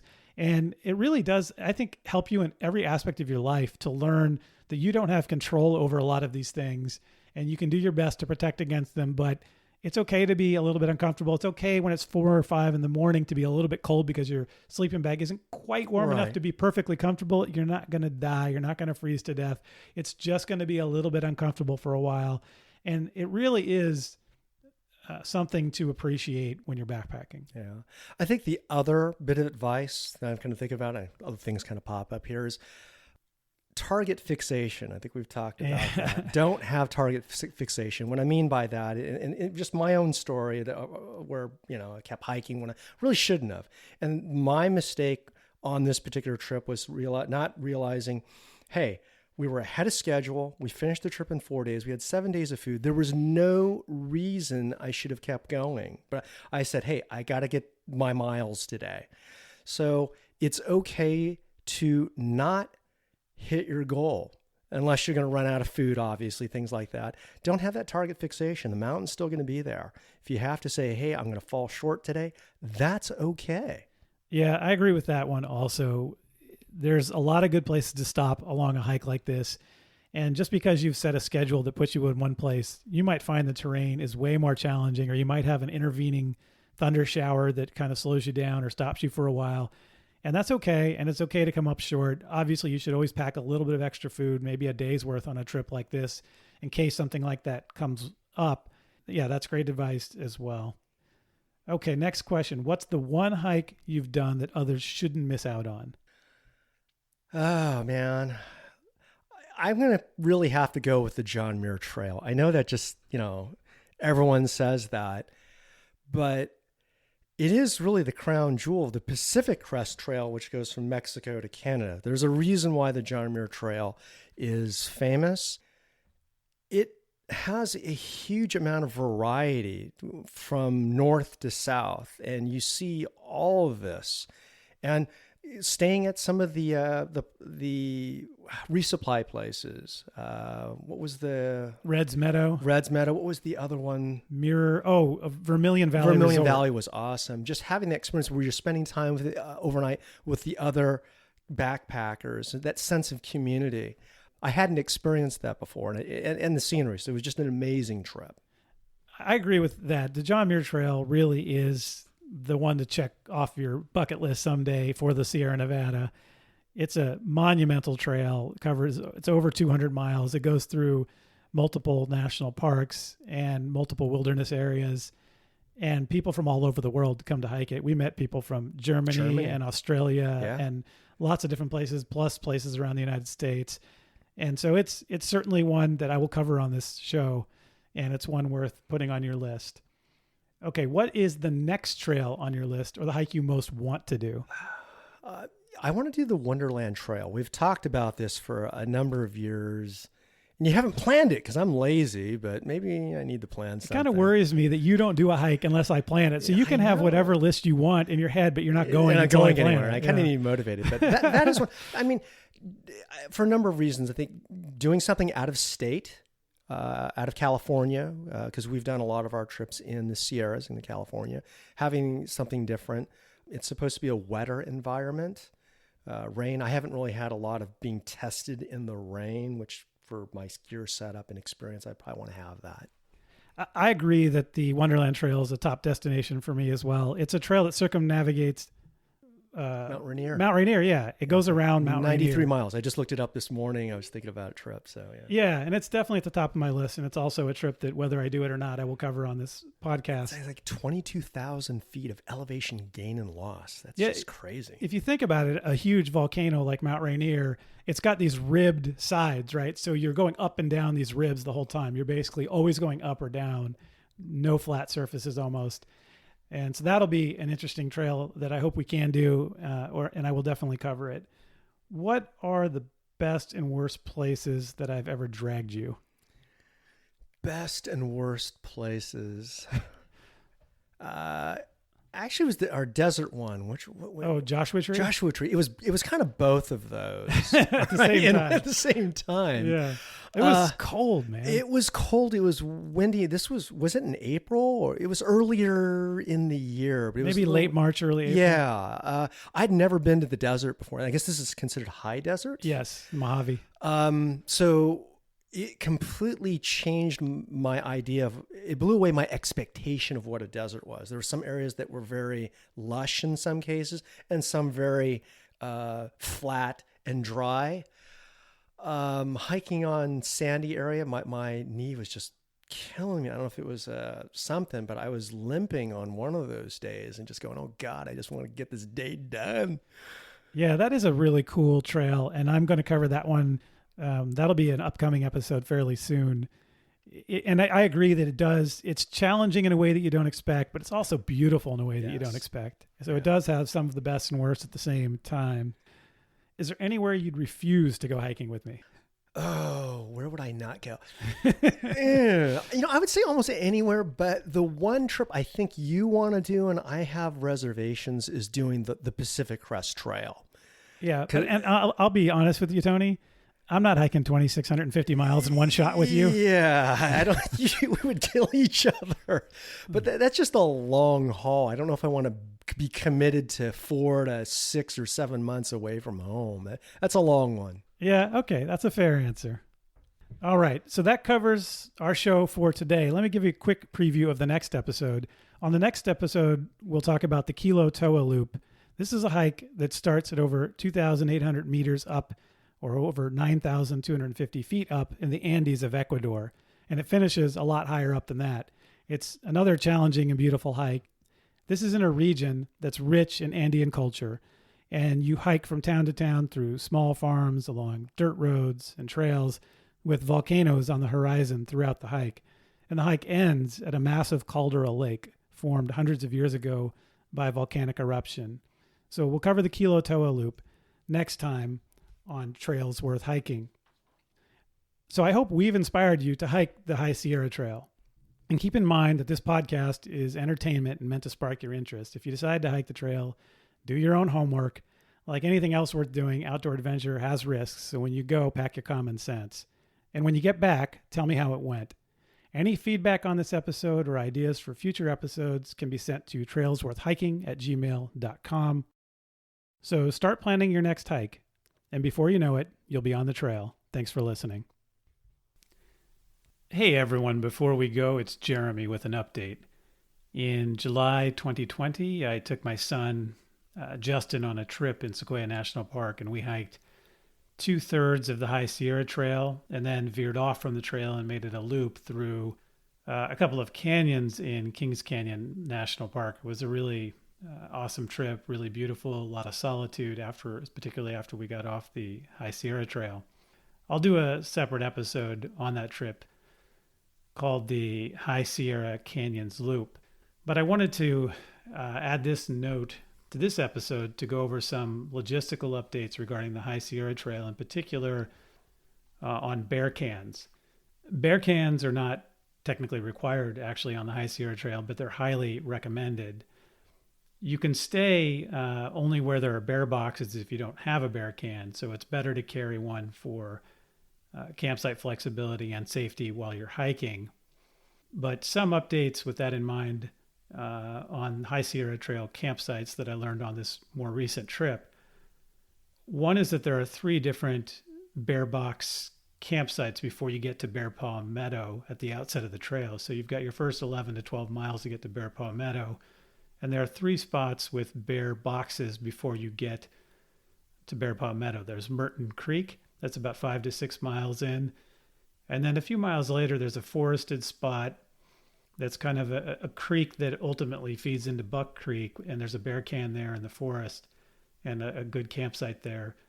And then as you get pretty close to Bear Paw Meadow, there's also a bear box at a site along Buck Creek that's kind of out in the open. Nice site also.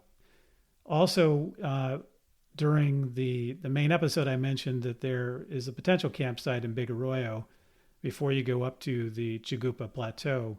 I wanted to add that there is a bear box at that site at the junction with the trail that heads up to the Chigupa Plateau. And the Chigupa Plateau hike to get up there is a really big uphill. It's exposed. And so if you're getting to this point late in the day, camping in Big Arroyo where the bear box is probably a good option. Also, during the main episode, we talked a bit about Tony having some difficulties with the heat as we went up the hill out of Kern Canyon. And we talked about an area we had stopped by a creek, and that turns out to be, that's Wallace Creek. And there's a bear box there as well, and another good campsite. And that's not a bad place to camp if you go past Junction Meadow and want to get some more miles in that day. To have a short day to Guitar Lake the next day, that short day gives you a good altitude adjustment for going up Whitney the day after that. Notably, though, there are no bear boxes at Guitar Lake. So if you're going to rely on bear boxes, Crabtree Meadow is your last bear box along this route. Similarly, there are no bear boxes on the east side of Mount Whitney. So if you don't bring a bear can, you really have to make it all the way from Crabtree Meadow out the next day. I think one way to really do this is to bring a smaller bear can, which we saw some people doing, and they rely mostly on bear boxes to supplement that early in the trip. And then as it got later in the trip where, for example, there's no bear box at Guitar Lake or on the east side of Whitney, they had a bear can that could handle their food for that part of the trip. Well, that's it for my update. Thanks again for listening.